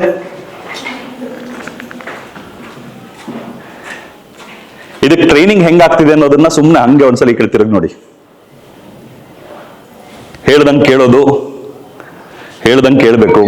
ನನ್ನ ಹತ್ರ ಕೌನ್ಸಿಲಿಂಗ್ ಕರ್ಕೊಂಡ್ಬರ್ತಾರೆ ಮಕ್ಕಳನ್ನ, ಪೇರೆಂಟ್ಸು, 2.5-3 ವರ್ಷದ ಮಕ್ಕಳನ್ನ. ಸರ್, ತುಂಬಾ ತರಲೆ ಸರ್ ನನ್ನ ಮಗ, ಒಂದು ಕಡೆ ಕೂರೋದಿಲ್ಲ, ಅದು ಇದು ಕೆಣಕ್ತಾನೆ ಇರ್ತಾನೆ. ಮೊನ್ನೆ ಬಂದು ಫ್ರಿಡ್ಜ್ ಬಾಗಿಲು ಬಿಚ್ಚಿಬಿಟ್ಟಿದ್ದ, ಅಲ್ಲ ಅದು ಇದು ಕಿತ್ತಾಕ್ತಾನೆ. ಇವನ್ನ ಸ್ಕೂಲಿಗೆ ಸೇರ್ಸಿದ್ರೆ ಸರಿ ಹೋಗ್ತಾನೆ. ಅಂದ್ರೆ ಏನಾಗ್ತಾನೆ ಅಂತ ಸ್ಕೂಲಿಗೆ ಸೇರ್ಸಿದ್ರೆ ಹೇಳ್ದಂಗೆ ಕೇಳ್ತಾನೆ, ತರಲೆ ಮಾಡೋದು ನಿಲ್ಲಿಸ್ತಾನೆ, ಅದು ಇದು ಕೆದಕೋದನ್ನ ಕಮ್ಮಿ ಮಾಡ್ತಾನೆ, ಹೇಳ್ದಷ್ಟನ್ನು ಮಾಡ್ತಾನೆ, ಡಿಸಿಪ್ಲಿನ್ಡ್ ಆಗಿರ್ತಾನೆ. ಡಿಸಿಪ್ಲಿನ್ ಅಂತಂದ್ರೆ ಭಯದಿಂದ ಇನ್ನೊಬ್ಬರ ಮುಂದೆ ಹೆಂಗೆ ನಡ್ಕೊಳ್ಬೇಕು ಅನ್ನೋ ತರ ಕಲ್ತ್ಕೊಂಡು ಆ ತರ ನಡ್ಕೊಳ್ಳೋದನ್ನ ಮ್ಯಾನೇಜ್ ಮಾಡೋದಲ್ಲ. ಡಿಸಿಪ್ಲಿನ್ ಅಂತಂದ್ರೆ ತಾನು ಮಾಡಬೇಕಾಗಿರೋ ಕೆಲಸಗಳಿಗೆ ಬೇಕಾಗಿರುವಂತ ಶಿಸ್ತನ್ನ ಇಟ್ಕೊಂಡಿರ್ಬೇಕು. ನಾನು ಬೆಳಗ್ಗೆ 4 ಗಂಟೆಗೆ ಎದ್ದು ಓದಬೇಕು ಅಂತಂದ್ರೆ ಯಾರು ಎಬ್ಸಿಲ್ಲ ಅಂದ್ರೆ ಎದ್ದೋಳ್ಬೇಕು, ಅದು ಡಿಸಿಪ್ಲಿನ್. ಟೀಚರ್ ನೋಡ್ತಿದ್ದಾಗ ಸುಮ್ಮನೆ ಕೂತ್ಕೊಳ್ಳೋದು, ಟೀಚರ್ ಬೋರ್ಡ್ ಕಡೆ ತಿರುಗಿದಾಗ ಚಾಕ್ ಪೀಸ್ ಎಸೆಯೋದು, ಟೀಚರ್ ನೋಡುವಾಗ ಸುಮ್ಮನೆ ಕೂರೋದಲ್ಲ ನಮ್ಮ ಉದ್ದೇಶ ಆಗ್ಬೇಕಾಗಿರೋದು. ಯಾರು ಇಲ್ಲದಿದ್ದಾಗಲೂ ಅವನಿಗೆ ಆ ಒಂದು ಬದ್ಧತೆ ಇರಬೇಕು ಅದು. ಸೊ ಆಮೇಲೆ ನೆಕ್ಸ್ಟ್ ಲೆವೆಲ್, ಸೂಪರ್ವೈಸರ್ ಲೆವೆಲ್ ಅಲ್ಲಿ ಇರೋರು ಹೆಂಗಿರ್ಬೇಕು. ಇವಾಗ ನೀವು ಕರೆಕ್ಟ್ ಆಗಿದ್ದೀರಾ, ನೀವೆಲ್ಲ ಒಂದು ಇಂಡಸ್ಟ್ರಿ ಶುರು ಮಾಡ್ಬೋದು. ಈಗ ನೀವು ಇಂಡಸ್ಟ್ರಿ ಶುರು ಮಾಡ್ಬಿಟ್ಟಿದ್ದೀರಾ ಅಂತ ಅನ್ಕೊಳ್ಳೋಣ. ಲೇಬರ್ ಕ್ಲಾಸ್ ಹೆಂಗಿರ್ಬೇಕು ಡಿಸೈಡ್ ಮಾಡಿದ್ರಿ, ಆಯ್ತು, ಅಂತವ್ರನ್ನೇ ನೋಡ್ತೀರಾ. ಲೇಬರ್ ಕ್ಲಾಸ್ಗೆ ನೀವು ಜಾಬ್ ತಗೊಳ್ಳುವಾಗ ಯಾರಾದ್ರೂ ನಿಮ್ಮನ್ನು ಬಂದು ಸರ್ ಇದು ಈ ಡಿಸೈನ್ ಸರಿ ಇಲ್ಲ ಸರ್, ಇದನ್ನ ಸ್ವಲ್ಪ ಹಿಂಗೆ ಮಾಡಬೇಕು ಅಂತ ಹೇಳಿದ್ರೆ ಲೇಬರ್ ತಗೊಂತಿರೋನ್ನ ಹೋಗಪ್ಪ ನೀನು ಅಂತಾರೆ. Will not take him. ಬಾಯಿ ಮುಚ್ಕೊಂಡು ಹೇಳಿದ್ದನ್ನು ಕೇಳಬೇಕು. ಬಾಯಿ ಮುಚ್ಕೊಂಡು ಹೇಳಿದ್ದನ್ನ ಕೇಳೋ ತರ ಕಲಿಸೋದಕ್ಕೆ 15 ವರ್ಷ ಕೆಲಸ ನಡೆಯುತ್ತೆ. Okay, next level, supervisor level ಅಲ್ಲಿ ಇರೋರು ಏನಾಗ್ತಾರೆ, ಹೆಂಗಿರ್ಬೇಕು. Garments factory best example. Garments ಫ್ಯಾಕ್ಟ್ರಿನಲ್ಲಿ ಸೂಪರ್ವೈಸರ್ಸ್ ಹೆಂಗಿರ್ತಾರೆ ಅನ್ನೋದನ್ನ ನಾವು ಸ್ಟಡಿ ಮಾಡಿದ್ರೆ ಗೊತ್ತಾಗುತ್ತೆ ಹೆಂಗಿರ್ಬೇಕು ಅಂತ. ಹೆಂಗಿರ್ಬೇಕು ಸೂಪರ್ವೈಸರ್ಸ್? ಸ್ಟ್ರಿಕ್ಟ್ ಆಗಿರ್ಬೇಕು, ಭಯ ಪಡಿಸೋಂಗಿರ್ಬೇಕು, ಆಮೇಲೆ ಎಲ್ಲರನ್ನೂ ಮ್ಯಾನೇಜ್ ಮಾಡಬೇಕು, day to day production line ಸರಿಯಾಗಿ ಮೇಂಟೈನ್ ಆಗಬೇಕು. ಕರುಣೆ ಇರಬೇಕಾ ಸೂಪರ್ವೈಸರ್ಗೆ? ಕರುಣೆ, ದಯೆ, ಇವೆಲ್ಲ ಲಕ್ಷಣಗಳು ಎಕ್ಸ್ಪೆಕ್ಟ್ ಮಾಡ್ತೇವೆ ಸೂಪರ್ವೈಸರ್ ಅಲ್ಲಿ. ನಿಮ್ಮ ಮನೆಯಲ್ಲಿ ಯಾರಾದ್ರೂ ಸತ್ತೋಗಿದ್ರೆ ನನಗೆ ಅವೆಲ್ಲ ಗೊತ್ತಿಲ್ಲ, ಇದೆಲ್ಲ ಮುಗಿಸ್ಬಿಟ್ಟು ಹೋಗು. ಕರೆಕ್ಟ್? ಇವೆಲ್ಲ ನಮ್ಮ ಕೆಲಸದಲ್ಲೂ ನೋಡ್ತೀವಲ್ವ ನಾವು. ನಿನ್ನ ಮನೇಲಿ ಏನಾದ್ರೆ ನನಗೇನಪ್ಪ, ಕೆಲಸ ಮುಗಿಸು, ಅಚ್ಚ. Supervisor level. Manager level, manager level ಅಲ್ಲಿ ಇರೋರು ಹೆಂಗಿರ್ಬೇಕು? ಮ್ಯಾನೇಜರ್, ಇದೆಲ್ಲ ಮೈಂಡ್ ಸೆಟ್. ಇದು ಮೈಂಡ್ ಸೆಟ್. ಅವ್ರ ಎಲ್ಲ ನಡವಳಿಕೆನೂ ಅದ್ರ ಸುತ್ತಮುತ್ತನೇ ಇರುತ್ತೆ. ಒಬ್ಬ ಸೂಪರ್ವೈಸರ್ ಮೈಂಡ್ ಸೆಟ್ ಏನು ಅಂತಂದ್ರೆ ರೂಲ್ಸ್ ಫಾಲೋ ಮಾಡ್ಬೇಕು. ಅವನು ರೂಲ್ಸ್ ಫಾಲೋ ಮಾಡೋದಷ್ಟೆಲ್ಲ ಫಾಲೋ ಮಾಡಿಸ್ಬೇಕು, ಕೆಲಸ ಕಂಪ್ಲೀಟ್ ಮಾಡಿಸ್ಬೇಕು ಅವನು. ಕರುಣೆ, ದಯೆ ಇರಬಾರ್ದು. This is a supervisors mind set. Next, manager mind set ಏನು? ಆ manager is a task master. ಒಬ್ಬ ಮ್ಯಾನೇಜರ್ ಬರೀ ಒಂದು ಲೈನ್ ನೋಡೋದಿಲ್ಲ. ಸೂಪರ್ವೈಸರ್ ಕಾಲರ್ ಹೊಲಿಯೋರ್ಗೆಲ್ಲ ಒಬ್ಬ ಸೂಪರ್ವೈಸರ್ ಇರ್ತಾನೆ, ಪಾಕೆಟ್ ಹೊಲಿಯೋರ್ಗೆಲ್ಲ ಒಬ್ಬ ಸೂಪರ್ವೈಸರ್ ಇರ್ತಾನೆ, ಗುಂಡಿ ಹಾಕೋರ್ಗೆಲ್ಲ ಒಬ್ಬ ಸೂಪರ್ವೈಸರ್ ಇರ್ತಾನೆ, ಇಡೀ ಶರ್ಟ್ಗೊಬ್ಬ ಮ್ಯಾನೇಜರ್ ಇರ್ತಾನೆ. ಕರೆಕ್ಟಾ? ಇದನ್ನು ನೋಡ್ಕೊಳ್ಬೇಕು ಅವನು. ಇದು ಸರಿಯಾಗಿ ನಡೀತಿದೆ, ಇದು ಸರಿಯಾಗಿ ನಡೀತಿದೆ, ಇದು ಸರಿಯಾಗಿ ನಡೀತಿದೆ, ಎಲ್ಲದನ್ನು, ಎಲ್ಲ ಲೈನ್ಸ್, ಪ್ರೊಡಕ್ಷನ್ ಲೈನ್ ಅಲ್ಲಿ ಇರುವಂತ ಎಲ್ಲಾ ಭಾಗಗಳನ್ನ ನೋಡ್ಕೊಂಡು ಅದು ಕೋಆರ್ಡಿನೇಟೆಡ್ ಆಗಿ ಪ್ರೊಡಕ್ಷನ್ ಸರಿಯಾಗಿ ಆಗ್ತಿದೆ ಅನ್ನೋದನ್ನ ಮ್ಯಾನೇಜ್ ಮಾಡಕ್ಕೆ ಒಬ್ಬ ಮ್ಯಾನೇಜರ್ ಬರಬೇಕು. ಮ್ಯಾನೇಜರ್ ಬರೀ ಸ್ಟ್ರಿಕ್ಟ್ ಆಗಿದ್ದು ಭಯ ಪಡಿಸೋಂತಾದ್ರೆ ಸಾಲದು. ಸೂಪರ್ವೈಸರ್ ಭಯ ಪಡಿಸಿದಾಗ ಈ ಲೇಬರರ್ ಹೋಗ್ಬಿಟ್ಟು ಮ್ಯಾನೇಜರ್ ಕಂಪ್ಲೇಂಟ್ ಮಾಡ್ತಾನೆ, ಸಾರಿ ಮಾಡ್ತಾನೆ ಸರ್ ಅಂತ. ಅವನ್ನ ಸಮಾಧಾನ ಮಾಡಬೇಕು. ಇವನ್ನ ಕರೆದ್ಬಿಟ್ಟು ಹಂಗೆ ಮಾಡಿ ಅಂತ ಹೇಳ್ಬೇಕು. That is a manager. Okay, ಹಂಗೆ ಮಾಡ್ತಾರೆ managers. That is what managers do. ಸೂಪರ್ವೈಸರ್ಗೆ ಇನ್ನೂ ಸ್ಟ್ರಿಕ್ಟ್ ಆಗಿರು ಅಂತ ಹೇಳ್ಕೊಡ್ತಾರೆ, ಲೇಬರರ್ಸ್ಗೆ ಏನ್ ಚಿಂತೆ ಮಾಡಬೇಡಪ್ಪ ನಾನು ನೋಡ್ಕೊಂತೀನಿ ಅಂತ ಹೇಳ್ತಾರೆ. ಮ್ಯಾನೇಜ್ ಅಂದ್ರೇನು? ನಿಭಾಯಿಸು ಅಂತ. ಕೆಲಸ ಆಗಬೇಕು, ಆ ಕೆಲಸ ಕಂಪ್ಲೀಟ್ ಆಗೋದಕ್ಕೆ ಏನೇನು ಪ್ರಾಬ್ಲಮ್ ಆಗ್ತಿದೆ ನಿಭಾಯಿಸ್ಕೊಂಡು ಹೋಗಪ್ಪ ಅಂತ. Next level, business development. So business development ಅಲ್ಲಿ ಇರುವಂತವ್ರು ಐಡಿಯಲಿ ಸರಿಯಾದ ಪಾಸಿಟಿವ್ ವ್ಯಾಲ್ಯೂಸ್ ನೋಡಿದ್ರೆ they should be good communicators. Communication ಚೆನ್ನಾಗಿ ಮಾಡಕ್ ಬರಬೇಕು. ಅವರು ಏನನ್ನ ಪ್ರಮೋಟ್ ಮಾಡ್ತಿದ್ದಾರೆ ಅದ್ರ ಬಗ್ಗೆ ಪಾಸಿಟಿವ್ ವಿಚಾರಗಳನ್ನ ಸರಿಯಾಗಿ ಹೇಳಕ್ ಬರಬೇಕು. ಸರಿಯಾಗಿ ಹೇಳಿ ಜನಗಳಲ್ಲಿರುವಂತಹ ಕನ್ಫ್ಯೂಷನ್ಸ್ ಅನ್ನ ಕ್ಲಿಯರ್ ಮಾಡಕ್ ಬರಬೇಕು. ನಾಲೆಡ್ಜ್ ಇರಬೇಕು ಅವ್ರಿಗೆ. You cannot have somebody who is not knowledgeable in business development. But ಅವನು ಕೂಡ ಫಾರ್ಮ್ಯಾಟ್ ಏನ್ ಕೊಟ್ಟಿರ್ತಾರೆ ಅದ್ರ ಪ್ರಕಾರ ಹೋಗಬೇಕು. ಸ್ವಲ್ಪ ಸಣ್ಣ ಪುಟ್ಟ ಬದಲಾವಣೆ ಮಾಡುವಂತ ಕೆಪಾಸಿಟಿ ಇರಬೇಕು. ಟೈಮ್ ಟು ಟೈಮ್ ಆ ಸಿಚುವೇಶನ್ ತಕ್ಕಂಗೆ ಇರುವಂತ ವಿಚಾರಗಳನ್ನೇ ಹೇಗೆ ಬೇರೆ ಬೇರೆ ತರ ಪ್ರೆಸೆಂಟ್ ಮಾಡಬಹುದು ಅನ್ನೋದನ್ನ ಗೊತ್ತಿರಬೇಕು. ಲೀಡರ್ಶಿಪ್ ಲೆವೆಲ್ಗೆ ಹೋದ್ರೆ ನೀವು, leader is a problem solver. ಯಾವ ಲೆವೆಲ್ ಅಲ್ಲಾದ್ರೂ ಪ್ರಾಬ್ಲಮ್ಸ್ ಆಗ್ತಾ ಇದ್ರೆ ಆ ಪ್ರಾಬ್ಲಮ್ಸ್ ಅನ್ನ ಸಾಲ್ವ್ ಮಾಡಬೇಕು. ಎಲ್ಲರನ್ನ ಬೆಳವಣಿಗೆ ಆಗೋ ತರ ಟ್ರೈನಿಂಗ್ ಮಾಡಬೇಕು. ಲೀಡರ್ ಕೆಲಸ. ಇನೋವೇಟರ್ ಕೆಲಸ ಹೊಸ ಹೊಸ ಆವಿಷ್ಕಾರಗಳನ್ನು ಮಾಡ್ತಾ ಹೋಗೋದು. ಮೈಂಡ್ ಸೆಟ್ಸ್ ಇದು. Leader is a problem solver, innovator is an improviser. ಏನಿರುತ್ತೆ ಅದನ್ನ ಇನ್ನೂ ಇಂಪ್ರೂವೈಸ್ ಮಾಡ್ತಾನೆ. ಈಗ ನಿಮ್ಮ ಮಕ್ಕಳಲ್ಲಿ ಏನ್ ಮೈಂಡ್ ಸೆಟ್ ಇದೆ ಅಂತ ನೀವು ಯೋಚನೆ ಮಾಡ್ಬೋದು. ಒಂದೊಂದೇ ಮೈಂಡ್ ಸೆಟ್ ಹೇಳ್ತೀನಿ. ಹೇಳಿದ್ದನ್ನೆಲ್ಲ ಪ್ರಶ್ನೆ ಮಾಡದಲ್ಲೇ ಕೇಳುವಂತ ಮೈಂಡ್ ಸೆಟ್ ಇದ್ರೆ, that's a labour class mind set. Don't expect them to be very high successful people. ತುಂಬಾ ಸಕ್ಸಸ್ಫುಲ್ ಆಗ್ತಾರೆ ಅಂತ ನಿರೀಕ್ಷೆ ಮಾಡಬೇಡಿ. ಹೇಳಿದ್ದನ್ನೆಲ್ಲ ಪ್ರಶ್ನೆ ಮಾಡೋದೇ ಕೇಳುವಂತ ಮೈಂಡ್ ಸೆಟ್ ಇದ್ರೆ. ಎರಡನೇದು, ಏನಾದ್ರೂ ಕೆಲಸ ಕೊಟ್ರೆ ಅದನ್ನ ಮುಗಿಸಕ್ಕೆ ಏನ್ ಬೇಕಾದ್ರೂ ಮಾಡ್ಕೊಂಡು ಅದನ್ನ ಮುಗಿಸ್ತಾರೆ ಅಂತಂದಿದ್ರೆ ಸೂಪರ್ವೈಸರ್ಸ್ ಮೈಂಡ್ ಸೆಟ್. 10 ಕೆಲಸಗಳನ್ನ ಮ್ಯಾನೇಜ್ ಮಾಡಿಕೊಂಡು ಎಲ್ಲದನ್ನು ಯಾವುದನ್ನು ಕಾಂಪ್ರಮೈಸ್ ಮಾಡ್ದಲ್ಲೇ ಮಾಡಕ್ ಬರ್ತಿದೆ ಅಂತಂದ್ರೆ ಮ್ಯಾನೇಜರ್ಸ್ ಮೈಂಡ್ ಸೆಟ್. ಏನಾದ್ರು ಕನ್ವಿನ್ಸ್ ಮಾಡಬೇಕು, ಯಾರ ಹತ್ರ ಬೇಕಾದ್ರೂ ಅವ್ರ ಭಯ ಇಲ್ದಲೆ ಹೋಗಿ ಮಾತಾಡ್ತಾರೆ, ತಮ್ಗೆ ಅನ್ಸಿದ್ದನ್ನ ಹೇಳ್ತಾರೆ. ಈ ತರದ್ದೆಲ್ಲ ಮೈಂಡ್ ಸೆಟ್ ಇದ್ರೆ ಬಿಸ್ನೆಸ್ ಡೆವಲಪ್ಮೆಂಟ್ ಮೈಂಡ್ ಸೆಟ್ ಇದೆ. ಒಂದೇ ಇರುತ್ತೆ ಅಂತಲ್ಲ, ಎಲ್ಲಾನು ಇರ್ಬೋದು ಬೇರೆ ಬೇರೆ ಪ್ರಮಾಣದಲ್ಲಿ. ಯಾವ್ದು ಅವರಲ್ಲಿ ಹೆಚ್ಚಿದೆ ಅನ್ನೋದನ್ನ ಗಮನಿಸಬೇಕು, ಯಾವ್ದನ್ನ ಡೆವಲಪ್ ಮಾಡಬೇಕು ಅನ್ನೋದನ್ನ ನಿಮ್ಗೆ ಗೊತ್ತಿರಬೇಕು. ಅದನ್ನ ನೀವು ಎನ್ಕರೇಜ್ ಮಾಡ್ತಾ ಹೋಗ್ಬೇಕು. ಯಾಕೆ ಇಷ್ಟು ನಿಮಗೆ ಡೀಟೇಲ್ ಆಗಿ ಹೇಳ್ತೀನಿ ಅಂತಂದ್ರೆ, ನೀವು ಇನ್ವಾಲ್ವ್ ಆಗಿಲ್ಲ ಅಂತಂದ್ರೆ ಸ್ಕೂಲ್ಗೆ ಸೇರಿಸೋದು, ಅವ್ರಿಗೆ ಫೀಸ್ ಕಟ್ಟೋದು, ಅವ್ರಿಗೆ ಬೇಕಾಗಿರೋದೆಲ್ಲ ಕೊಡಿಸೋದು ಸಾಲೋದಿಲ್ಲ. ನಿಮಗೆ ಗೊತ್ತಿರ್ಬೇಕು ಏನ್ ಬೇಕು ಎಜುಕೇಶನ್ ಇಂದ ಅಂತ. ಬಿಕಾಸ್ ವ್ಯವಸ್ಥೆ ಗುಲಾಮರನ್ನ ತಯಾರು ಮಾಡೋದಕ್ಕೆ ಇರೋದು. ನೀವು ಇನ್ವಾಲ್ವ್ ಆಗಿಲ್ಲ ಅಂತಂದ್ರೆ ಮಕ್ಕಳು ಗುಲಾಮರೇ ಆಗೋದು. ಮೆಜಾರಿಟಿ ಮಕ್ಕಳು ತುಂಬಾ ಹಾರ್ಶ್ ಅನ್ನಿಸ್ಬೋದು ನಾನು ಹೇಳುವಾಗ, ಅದೇ ಸತ್ಯ. That is the truth. Parents involve ಆದಾಗ ಮಾತ್ರ, ಸರಿಯಾದ ರೀತಿಯಲ್ಲಿ ಇನ್ವಾಲ್ವ್ ಆದಾಗ ಮಾತ್ರ ಮಕ್ಕಳಿಗೆ ಉಪಯೋಗ ಆಗುವಂತ ಒಂದು ದಾರಿ ಸಿಗುತ್ತೆ. ಸೊ ಯಾವ್ಯಾವ ತರದ ಸ್ಕೂಲ್ಗಳು ಅಂತ ಹೇಳಿದೆ ಅಲ್ವಾ, ಈ ಸ್ಕೂಲ್ಗಳಲ್ಲಿ ಕಾಮನ್ ಫೋಕಸ್ ಏನಿರುತ್ತೆ ನೋಡೋಣ. ಬಡವರ ಮಕ್ಕಳು, ಮಧ್ಯಮ ವರ್ಗದ ಮಕ್ಕಳು ಹೋಗುವಂತ ಶಾಲೆಗಳನ್ನ ಸರ್ಕಾರ ಕುತ್ತಿಗೆ ಹಿಡ್ಕೊಂಡು ಕಂಟ್ರೋಲ್ ಮಾಡುತ್ತೆ. ಕುತ್ತಿಗೆ ಹಿಡಿದು ಕಂಟ್ರೋಲ್ ಮಾಡುತ್ತೆ ಅಂದ್ರೆ ಬೆಳಗ್ಗೆಯಿಂದ ಸಾಯಂಕಾಲದವರೆಗೂ ಏನ್ ಮಾಡಬೇಕು ಅನ್ನೋದನ್ನ ಕಂಪ್ಲೀಟ್ ಆಗಿ ಹೇಳ್ತಾರೆ. ಹೇಳಿದ್ದನ್ನ ಬಿಟ್ಟು ಏನಾದ್ರೂ ಎಕ್ಸ್ಟ್ರಾ ಮಾಡಿದ್ರೆ, ಬೇರೆ ಮಾಡಿದ್ರೆ ಕಾನ್ಸ್ಟೆಂಟ್ ಆಗಿ ತೊಂದರೆ ಕೊಡ್ತಾರೆ. ನಾವು ಬೇಕಾದಷ್ಟು ಬೇರೆ ಮಾಡ್ತೀವಿ ನಮ್ಮ ಶಾಲೆನಲ್ಲಿ, ಬೇರೆ ಏನೇನೋ ಮಾಡ್ತೀವಿ. ಇದೆಲ್ಲದನ್ನು ಮೈಂಡ್ ಸೆಟ್ ಡೆವಲಪ್ಮೆಂಟ್ ಮೇಲೆ ತುಂಬಾ ಕೆಲಸ ಮಾಡ್ತೀವಿ. ಅದನ್ನ ನಾವು ಮಾಡ್ಕೊಂಡು ಹೋಗ್ಬೇಕು ಅನ್ನೋದಕ್ಕೆ ನಾವು ಬೇಕಾದಷ್ಟು ಸಮಸ್ಯೆಗಳನ್ನ ಫೇಸ್ ಮಾಡಬೇಕು, ಅದನ್ನ ಓವರ್ಕಮ್ ಮಾಡಬೇಕು. ನನ್ನ 22 ವರ್ಷದ ಕೆಲಸದಲ್ಲಿ ಬೇಕಾದಷ್ಟು ನೆಟ್ವರ್ಕ್ ಡೆವಲಪ್ ಮಾಡ್ಕೊಂಡಿದ್ದೀನಿ. ನಮಗೇನಾದ್ರೂ ತೊಂದರೆ ಕೊಡಕ್ ಬಂದಾಗ ಅದನ್ನ ಹೆಂಗ್ ಫೇಸ್ ಮಾಡಬೇಕು, ಅದನ್ನ ಹೆಂಗ್ ಓವರ್ಕಮ್ ಮಾಡಬೇಕು ಅದು ನಮ್ಗೆ ಗೊತ್ತಿದೆ. So we do it. But ಮಧ್ಯಮ ವರ್ಗದ ಜನ, ಕೆಳವರ್ಗದ ಜನಗಳ ಮಕ್ಕಳು ಹೋಗುವಂತ ಶಾಲೆಗಳಲ್ಲಿ ಪ್ರತಿನಿತ್ಯ ಏನ್ ಕಾನ್ವರ್ಸೇಷನ್ ನಡೀತಿ, ಏನ್ ಮಾತಾಡ್ತಾರೆ? ಡಿಸಿಪ್ಲಿನ್ ಅಂತಂದ್ರೆ ಒಳಗಿಂದ ಬರುವಂತ ಡಿಸಿಪ್ಲಿನ್ ಅಲ್ಲ.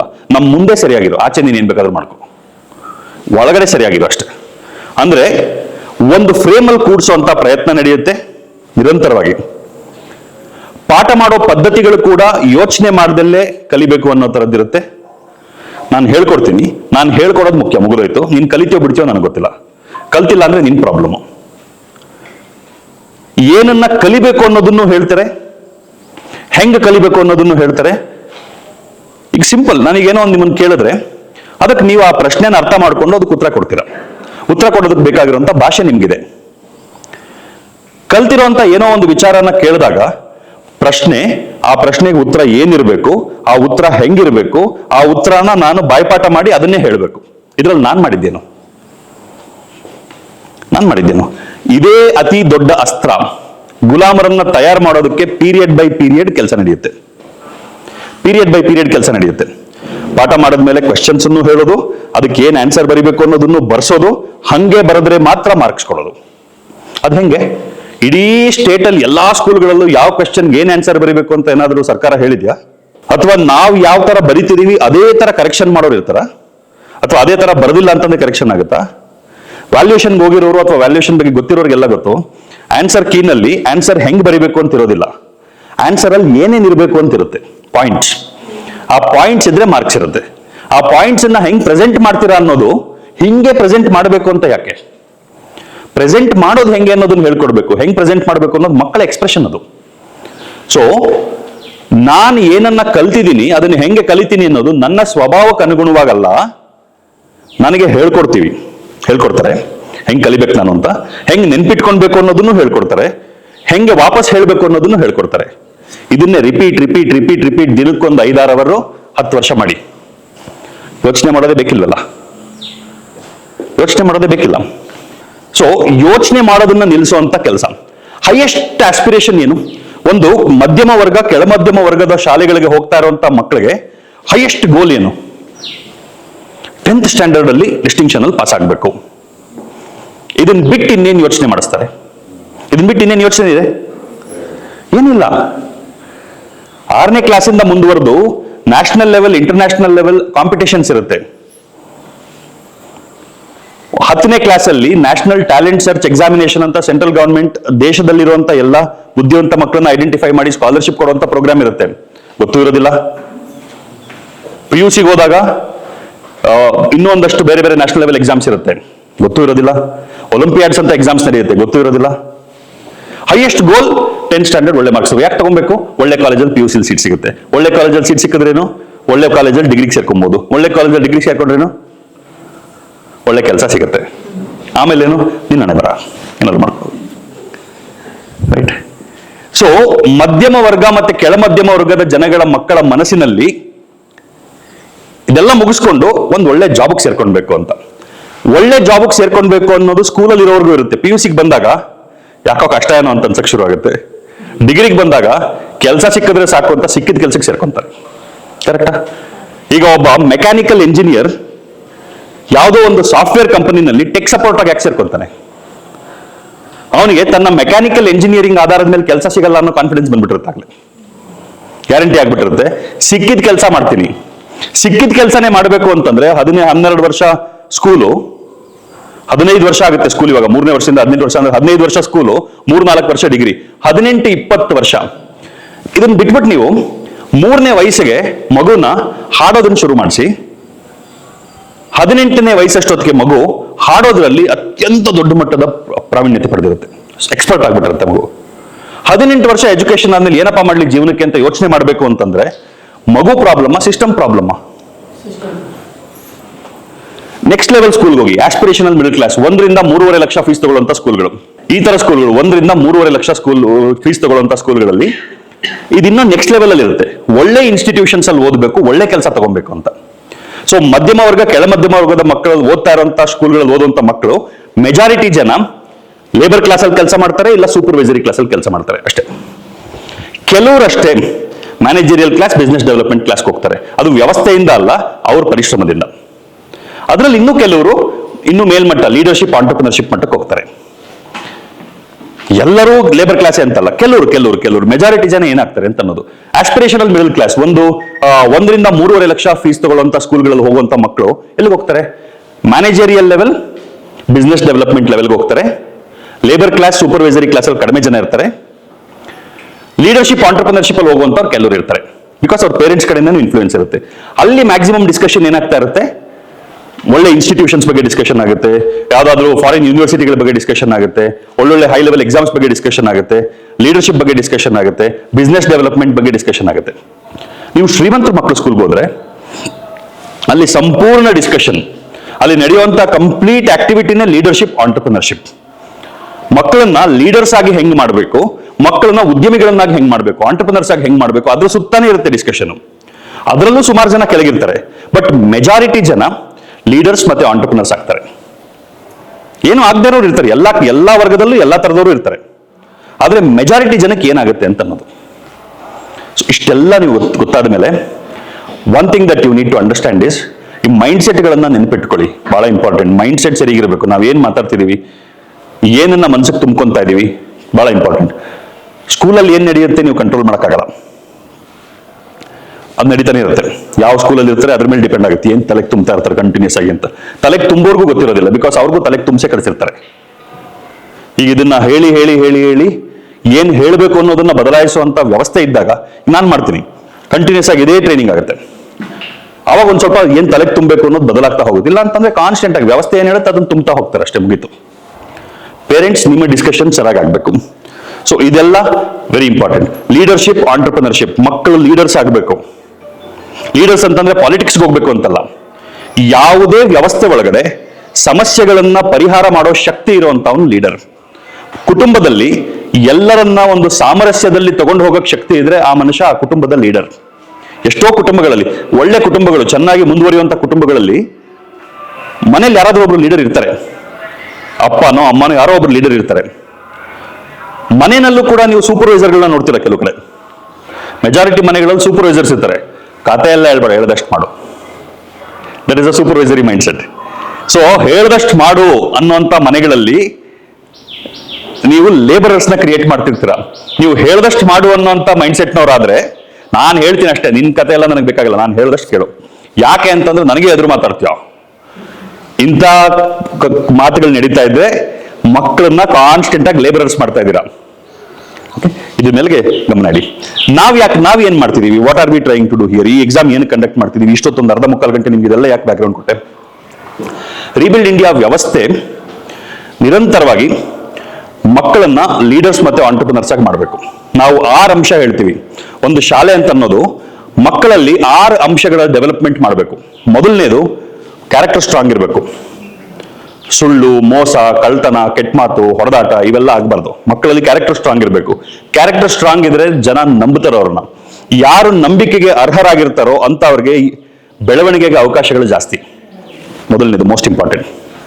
ವಿದ್ಯೆ ಇಲ್ದಿದ್ರು ಪರವಾಗಿಲ್ಲ, ಗುಣ ಸರಿ ಇದ್ರೆ ಜೀವನದಲ್ಲಿ ಮುಂದೆ ಬರ್ತಾರೆ. ಬೇಕಾದಷ್ಟು 100 ಎಕ್ಸಾಂಪಲ್ ಸಿಗುತ್ತೆ ನಮಗೆ. ಸೊ ಜೀವನದಲ್ಲಿ ವಿದ್ಯೆಗಿಂತ ಮುಖ್ಯವಾದದ್ದು ಗುಣ. ಅದ್ರ ಮೇಲೆ ಸ್ಟ್ರಾಂಗ್ ಫೋಕಸ್ ಇರಬೇಕು.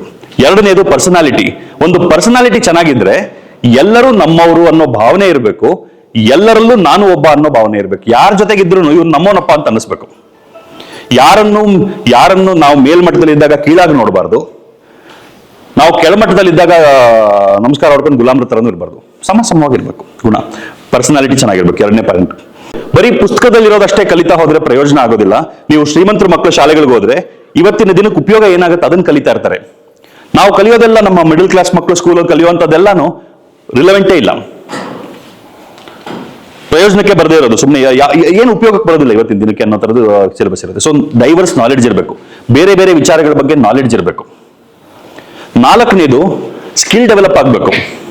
ಈಗ ಮನೆಯಲ್ಲಿ ಒಂದು ಲೈಟ್ ಹಾಕಬೇಕು, ಒಂದೇನೋ ಪ್ಲಂಬಿಂಗ್ ಟ್ಯಾಪ್ ಕೆಟ್ಟೋಗಿದೆ, ಅವೆಲ್ಲ ರಿಪೇರಿ ಮಾಡಕ್ಕೆ ಬರಬೇಕು. ಮಲ್ಟಿಪಲ್ ಸ್ಕಿಲ್ಸ್ ಇರಬೇಕು. ಸ್ಕಿಲ್ಸ್ ಅಲ್ಲಿ 3 ಮಟ್ಟ ಹೇಳ್ತೀವಿ ನಾವು. ಸರ್ವೈವಲ್ ಸ್ಕಿಲ್ಸ್, ನಮ್ಮ ಜೀವನ ನಾವು ಸರ್ವೈವ್ ಆಗಬೇಕು ಅಂತಂದ್ರೆ ಬೇಕಾಗಿರುವಂತಹ ಸ್ಕಿಲ್ಸ್. ಸಣ್ಣ ಪುಟ್ಟ ರಿಪೇರಿಗಳು ಮಾಡೋದು, ಮನೆಯಲ್ಲಿ ಜೀವನ ಮಾಡಕ್ ಬೇಕಾಗಿರೋದು ಇಂಥವೆಲ್ಲ. ಲೈಫ್ ಸ್ಕಿಲ್ಸ್, ಸಮಾಜದಲ್ಲಿ ಸಕ್ಸಸ್ಫುಲ್ ಆಗಬೇಕು ಅಂತಂದ್ರೆ, ಸಮಾಜದಲ್ಲಿ ಎಲ್ಲರಲ್ಲೂ ಒಂದಾಗಿ ಬದುಕಬೇಕು ಅಂತಂದ್ರೆ ಬೇಕಾಗಿರುವಂತ life skills, communication, public speaking, ಇದೆಲ್ಲ. 3ನೇದು ಸಕ್ಸಸ್ ಸ್ಕಿಲ್ಸ್. ಕೆರಿಯರ್ ಅಲ್ಲಿ ಸಕ್ಸಸ್ಫುಲ್ ಆಗಬೇಕು ಅಂತಂದ್ರೆ ಬೇಕಾಗಿರುವಂತ ಸ್ಕಿಲ್ಸ್. ಹೆಂಗ್ ಓದ್ಬೇಕು, ಹೆಂಗ್ ಅರ್ಥ ಮಾಡ್ಕೊಳ್ಳೋದು, ಹೆಂಗ್ ಅದನ್ನ ನಾವು ಕನ್ಸಾಲಿಡೇಟ್ ಮಾಡೋದು, ಪ್ರೆಸೆಂಟ್ ಮಾಡೋದು ಹೆಂಗೆ, ಈ ತರದ್ದೆಲ್ಲ ಸಕ್ಸಸ್ ಸ್ಕಿಲ್ಸ್. ಈ 3 ಸ್ಕಿಲ್ಸ್ ಆಗಬೇಕು. So character, personality, knowledge, skills, leadership, entrepreneurship. ಈ 6 ಅಂಶಗಳಲ್ಲಿ ಮಕ್ಕಳನ್ನ ಬೆಳವಣಿಗೆ ಮಾಡೋದಕ್ಕೆ ಬೇಕಾಗಿರುವಂತ ವ್ಯವಸ್ಥೆ ಶಾಲೆ ಆಗಬೇಕು. ಅದನ್ನ ನಾನು ಮಾಡಿದ್ದೀನಿ. ನಾವು rebuild India model of education ಅನ್ನೋದನ್ನ ಕ್ರಿಯೇಟ್ ಮಾಡಿ ಇಲ್ಲಿ ಇಂಪ್ಲಿಮೆಂಟ್ ಮಾಡಿದ್ದೀನಿ. ಇದನ್ನ ಈಗ ಮೇಘಾಲಯ ಗವರ್ಮೆಂಟ್ ಅಪ್ರಿಷಿಯೇಟ್ ಮಾಡಿದೆ. ಮೇಘಾಲಯ ಗವರ್ಮೆಂಟ್ ಅವ್ರ ಸ್ಟೇಟ್ ಅಲ್ಲಿ ಎಜುಕೇಶನ್ ತುಂಬಾ ಹಿಂದುಳಿದಿದೆ, ಅದನ್ನ ಇಂಪ್ರೂವ್ ಮಾಡಬೇಕು ಅಂತ ಅವರ ಗವರ್ಮೆಂಟ್ಗೆ ಅಡ್ವೈಸರ್ಸ್ ಅನ್ನ ಹುಡುಕ್ತಾ ಇರುವಾಗ ನನ್ನ ಫ್ರೆಂಡ್ ಯಾರೋ ಒಬ್ರು ಹೇಳಿದ್ರು ಅಪ್ಲೈ ಮಾಡಿ ಅಂತ. ನಾನು ಅಪ್ಲೈ ಮಾಡಿದೆ. ಇಡೀ ದೇಶದಲ್ಲಿ ಬೇರೆ ಬೇರೆ ಕಡೆಯಿಂದ ಎಲ್ಲರೂ ಎಕ್ಸ್ಪರ್ಟ್ಸ್, ಇನ್ಸ್ಟಿಟ್ಯೂಷನ್ಸ್, ಕಂಪನಿಗಳೆಲ್ಲ ಅಪ್ಲೈ ಮಾಡಿದ್ರು.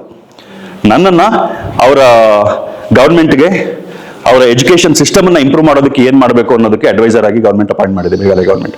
ಸೊ ನಮ್ಮ ಎಜುಕೇಶನ್ ಸಿಸ್ಟಮ್ ಏನಿದೆ, rebuild India model of education, ಅದನ್ನ ಇವಾಗ ದೇಶದ ಬೇರೆ ಬೇರೆ ಶಾಲೆಗಳಲ್ಲಿ ಇಂಪ್ಲಿಮೆಂಟ್ ಮಾಡೋದಕ್ಕೆ ಬೇಕಾಗಿರೋ ತರ ಒಂದು ಸಾಫ್ಟ್ವೇರ್ ಆಗಿ ಡೆವಲಪ್ ಮಾಡ್ತಿದೀವಿ, ಒಂದು ವ್ಯವಸ್ಥೆಯಾಗಿ ಡೆವಲಪ್ ಮಾಡ್ತಿದೀವಿ. ಸೊ ಈ 6 ಅಂಶಗಳಲ್ಲಿ ಆಗ್ಬೇಕು.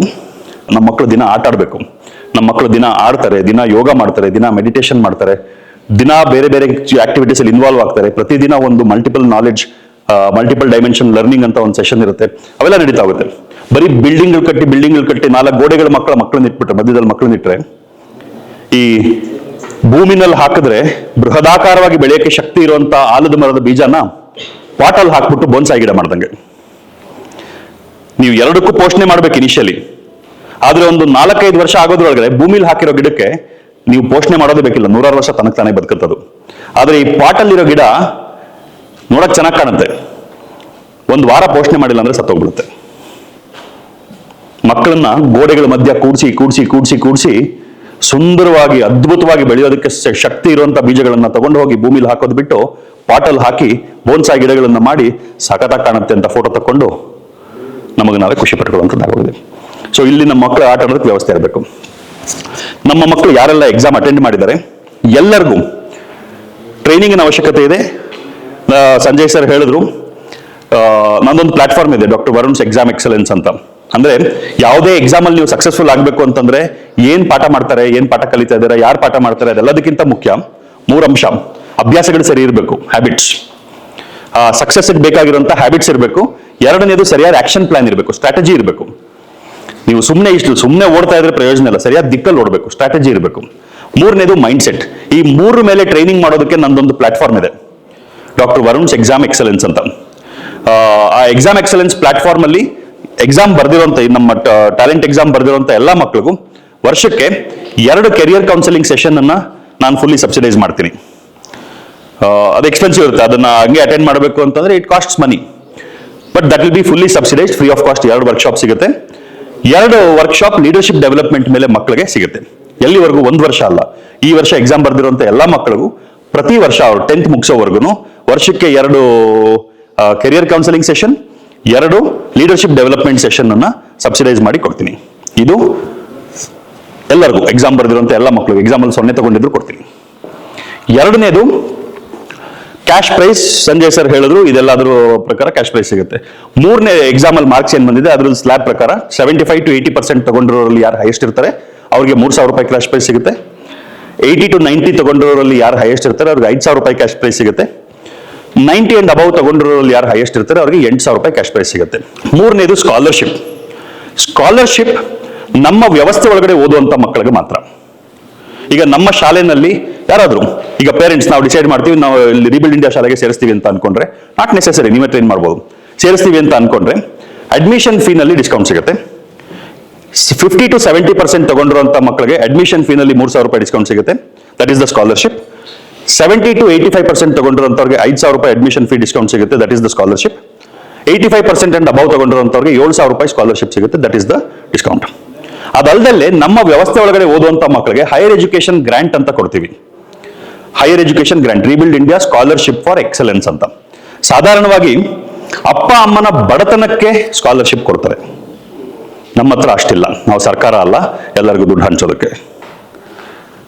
ಮಕ್ಕಳಲ್ಲಿ ದೇಶಕ್ಕೆ ನಾಯಕರಾಗಿ ಬೆಳವಣಿಗೆ ಹೊಂದುವಂತ ಶಕ್ತಿ ಇದೆ, ನಮ್ಗಲ್ಲಿ ಬದ್ಧತೆ ಇದೆ ಅಂತಂದ್ರೆ ವರ್ಷಕ್ಕೆ ಮಕ್ಕಳಿಗೆ, ಪ್ರತಿಯೊಂದು ಮಗುಗೂ ಫಸ್ಟ್ ಸ್ಟ್ಯಾಂಡರ್ಡ್ ಇಂದ 10th ಸ್ಟ್ಯಾಂಡರ್ಡ್ ವರೆಗೂ ಇರುವಂತ ಎಲ್ಲಾ ಮಕ್ಕಳಿಗೂ ನಮ್ಮ ಸ್ಕೂಲಲ್ಲಿ ವರ್ಷಕ್ಕೆ 50,000 ರೂಪಾಯಿ ಸ್ಕಾಲರ್ಶಿಪ್ ಗ್ರಾಂಟ್ ಕೊಡ್ತೀವಿ.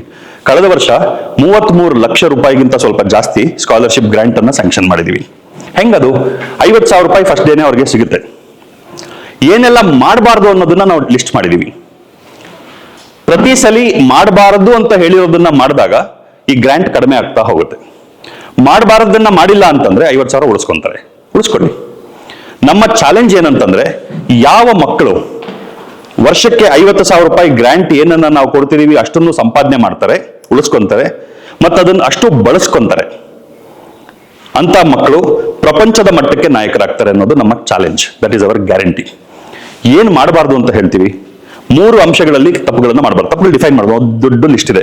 ನಮ್ದೇ ಒಂದು ಗರುಡ ಪುರಾಣ ಬರ್ದಿಟ್ಕೊಂಡ್ಬಿಟ್ಟಿದೀವಿ, ಏನ್ ಶಿಕ್ಷೆ, ಏನ್ ತಪ್ಪಿಗೆ ಏನ್ ಶಿಕ್ಷೆ ಅಂತ. ಕ್ಯಾರೆಕ್ಟರ್ ಅನ್ನ ವೀಕ್ ಮಾಡುವಂತ ಕೆಲಸಗಳು ಮಾಡಬಾರ್ದು.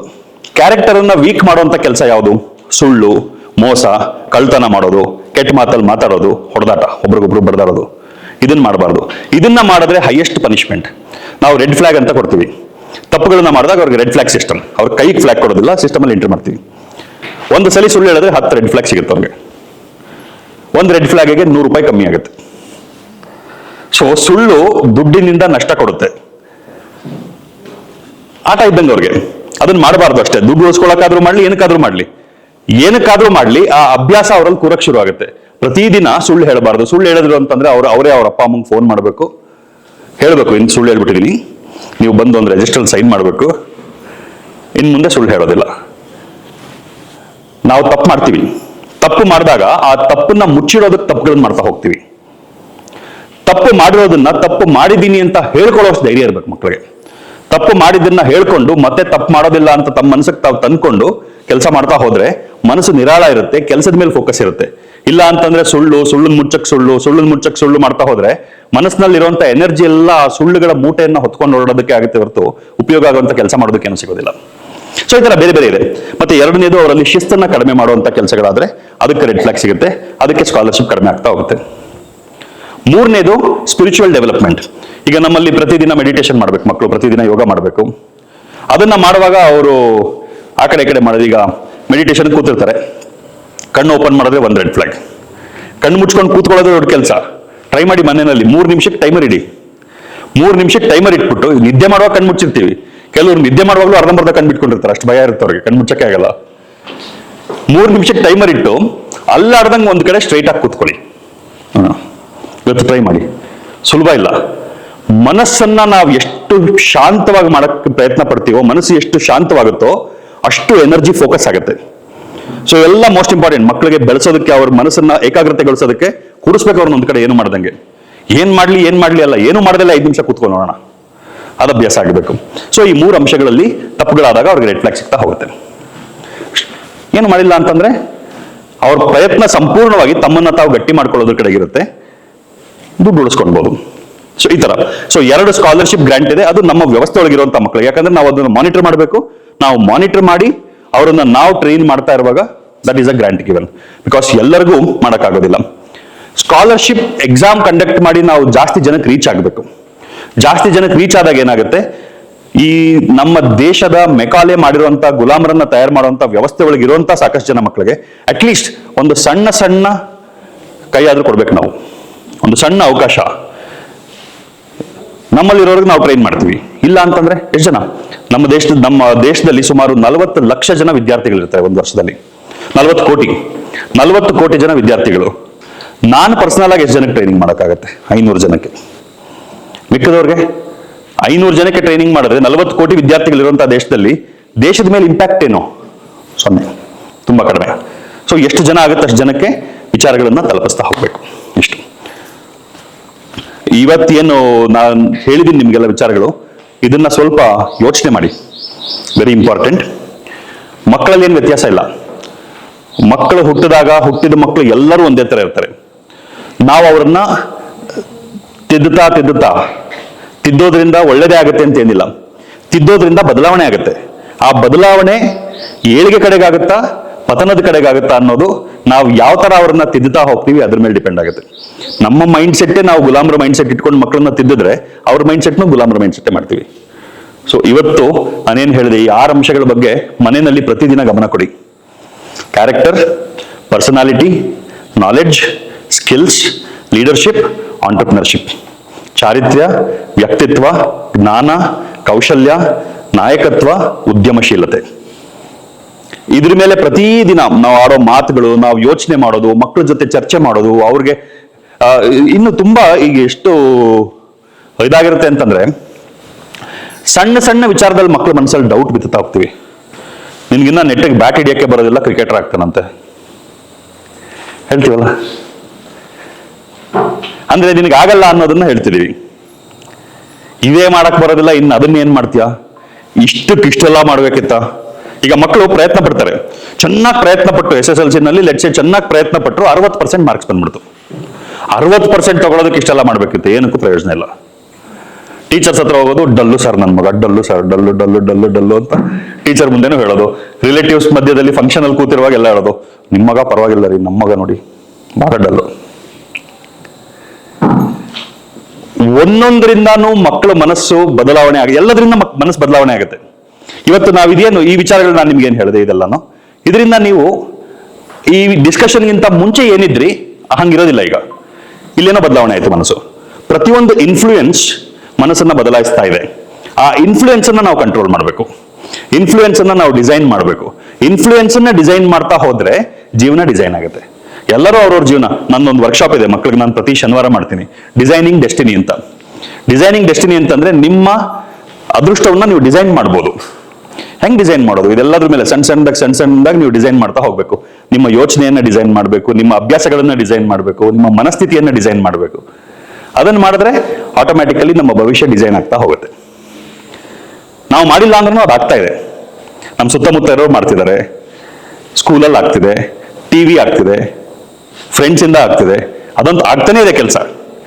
ನಾವು ಕಂಟ್ರೋಲ್ ತಗೊಂಡಾಗ ಬೇಕಾಗಿರೋದನ್ನ ತಗೊಂಡ್ಬೋದು, ಬೇಡದಿರೋದನ್ನ ಬಿಡ್ತಾ ಹೋಗ್ಬೋದು. ನಮಗೆ ಬೇಕಾದ ರೀತಿನಲ್ಲಿ ಬೇಕಾದ ದಿಕ್ಕಲ್ಲಿ ನಾವು ಹೋಗ್ಬೋದು. ಹಂಸ ಕ್ಷೀರ ನ್ಯಾಯ. ಇಷ್ಟು ಎಕ್ಸಾಮಿಂದ ಮಕ್ಕಳಿಗೆಲ್ಲರಿಗೂ ಒಳ್ಳೇದಾಗ್ಲಿ. ನೀವೆಲ್ಲರೂ ಏನಾದ್ರು ಪ್ರಶ್ನೆಗಳಿದ್ರು ಕೇಳ್ಬೋದು, ನಿಮ್ಮ ವಿಚಾರಗಳನ್ನ ನೀವು ಹಂಚ್ಕೊಳ್ಬೋದು. ನಾನು ನಿಮ್ಮ ಜೊತೆಗೆ ಹಂಚ್ಕೊಳ್ಬೇಕು ಅಂತ ಅನ್ಕೊಂಡಿರುವಂತ ವಿಷಯಗಳು ಇಷ್ಟೇ. ನಮ್ಮ ಮಕ್ಕಳಿಗೆ, ಶ್ರೀಮಂತರ ಮಕ್ಕಳಲ್ಲಿ ಇಲ್ಲದೆ ಇರುವಂತ ಒಂದು ದೊಡ್ಡ ಶಕ್ತಿ ಇದೆ, ಕಷ್ಟಗಳನ್ನು ಎದುರಿಸೋ ಶಕ್ತಿ. ಅವ್ರಿಗೆ ಸಿಗುವಂತ ಕ್ವಾಲಿಟಿ ಆಫ್ ಎಜುಕೇಶನ್ ನಮ್ಮ ಮಕ್ಕಳಿಗೆ ಸಿಕ್ಕಿದ್ರೆ ಮ್ಯಾಚ್ ಮಾಡಕ್ ಆಗದೆ ಇರೋಷ್ಟು ಮಟ್ಟಕ್ಕೆ ನಮ್ಮ ಮಕ್ಕಳು ಬೆಳಿತಾರೆ. ಹಸಿವಿರುವಂತ ಅವನಿಗೆ ಆಹಾರದ ಬಗ್ಗೆ ಪ್ರೀತಿ ಅಷ್ಟೇ ಅಲ್ಲ, ಅವಶ್ಯಕತೆ ಇರುತ್ತೆ, ನುಗ್ತಾನವನು, ಸಿಗಬಾರ್ದು ಅಷ್ಟು ಸುಲಭವಾಗಿ. ಅದಕ್ಕೆ ಡಿಸೈನ್ ಆಗಿರೋದು, ಎಲ್ಲ ಹಿಂಗೆ ಡಿಸೈನ್ ಆಗಿದೆ. ಇದನ್ನ ಮುರಿಬೇಕು ಅನ್ನೋದು ನಮ್ಮ ಪ್ರಯತ್ನ, ರೀಬಿಲ್ಡ್ ಇಂಡಿಯಾ ವ್ಯವಸ್ಥೆಯ ಪ್ರಯತ್ನ ಅದೇ, ಮುರಿಬೇಕು. ನಾನು ಎಲ್ಲದನ್ನ ಬಿಟ್ಟು ನಾನು 2013ನೇ ಇಸ್ವಿನಲ್ಲಿ IAS ಎಕ್ಸಾಮ್ ಪಾಸ್ ಮಾಡಿದ್ದೆ. ಓಕೆ, ಎಲ್ಲ ಎಕ್ಸಾಮ್ಗಳಲ್ಲೂ ನಾನು ಟಾಪ್ 2% ಅಂತ ತಗೊಂಡು ಅದ್ರೊಳಗಡೆ ಇದ್ದೀನಿ. ನನ್ನ ಜೀವನದಲ್ಲಿ ಫೇಸ್ ಮಾಡೋ ಎಲ್ಲ ಎಕ್ಸಾಮು. 10ನೇ ಕ್ಲಾಸಲ್ಲಿ ನಂದು 22ನೇ ರ್ಯಾಂಕು ಸ್ಟೇಟ್ಗೆ. ನಂದು ಮೆಡಿಕಲ್ ಎಂಟ್ರೆನ್ಸ್ ಎಕ್ಸಾಮ್ ರ್ಯಾಂಕ್ 168. ಮಾಡಬೇಕು ನಾವು. ಇದು ಎಲ್ಲರೂ ಅವರವರ ಜೀವನದ ಜವಾಬ್ದಾರಿ ಅವರದೇ ಅಂತ ನಿರ್ಧಾರ ಮಾಡಿಕೊಂಡು ಪ್ರಯತ್ನ ಪಟ್ಟಿಲ್ಲ ಅಂತಂದ್ರೆ, ವ್ಯವಸ್ಥೆ ಮೇಲೆ ಡಿಪೆಂಡ್ ಆದ್ರೆ, ವ್ಯವಸ್ಥೆ ಇರೋದೇ ಹಿಂಗೆ ಇರಬೇಕು, ಇದಿಷ್ಟೇ ಆಗತ್ತೆ. ಸೊ ಮಕ್ಕಳಿಗೆ ಒಳ್ಳೇದಾಗ್ಲಿ. ಮಕ್ಕಳಿಗೆ ಏನೆಲ್ಲ ಮಾಡ್ಬೋದು, ನಮ್ಮ ಸಂಪೂರ್ಣ ಬದ್ಧತೆ ಅದ್ರ ಕಡೆಗಿದೆ. ಎಲ್ಲಾ ಮಟ್ಟದಲ್ಲೂ ಎಲ್ಲಾ ರೀತಿನಲ್ಲೂ ಏನೆಲ್ಲ ಸಾಧ್ಯ ಮಾಡೋಣ. ನೀವು ಮಾತ್ರ ವ್ಯವಸ್ಥೆ ಮೇಲೆ ಅಷ್ಟೇ ಡಿಪೆಂಡ್ ಆಗಬೇಡಿ, ಅಷ್ಟೇ ನನ್ನ ರಿಕ್ವೆಸ್ಟ್. ವ್ಯವಸ್ಥೆ ಮೇಲೆ ಅಷ್ಟೇ ಡಿಪೆಂಡ್ ಆಗಬೇಡಿ. ನಿಮ್ಮ ಶ್ರಮ, ನಿಮ್ಮ ತ್ಯಾಗ, ನಿಮ್ಮ ಪ್ರಯತ್ನ ಎಲ್ಲದೂ ಸಾರ್ಥಕ ಆಗಬೇಕು ಅಂತಂದ್ರೆ ನಿಮ್ಮ ಇನ್ವಾಲ್ವ್ಮೆಂಟ್ ನಿಮ್ಮ ಮಕ್ಕಳ ಜೀವನದಲ್ಲಿ ಶಾಲೆಗೆ ಕಳಿಸೋದಕ್ಕಿಂತ ಮೀರಿದ ಸ್ವಲ್ಪ ಇನ್ವಾಲ್ವ್ಮೆಂಟ್ ಅವಶ್ಯಕತೆ ಇದೆ. ಅದನ್ನ ಪ್ರಯತ್ನ ಮಾಡೋಣ ಎಲ್ಲರೂ. Thank you.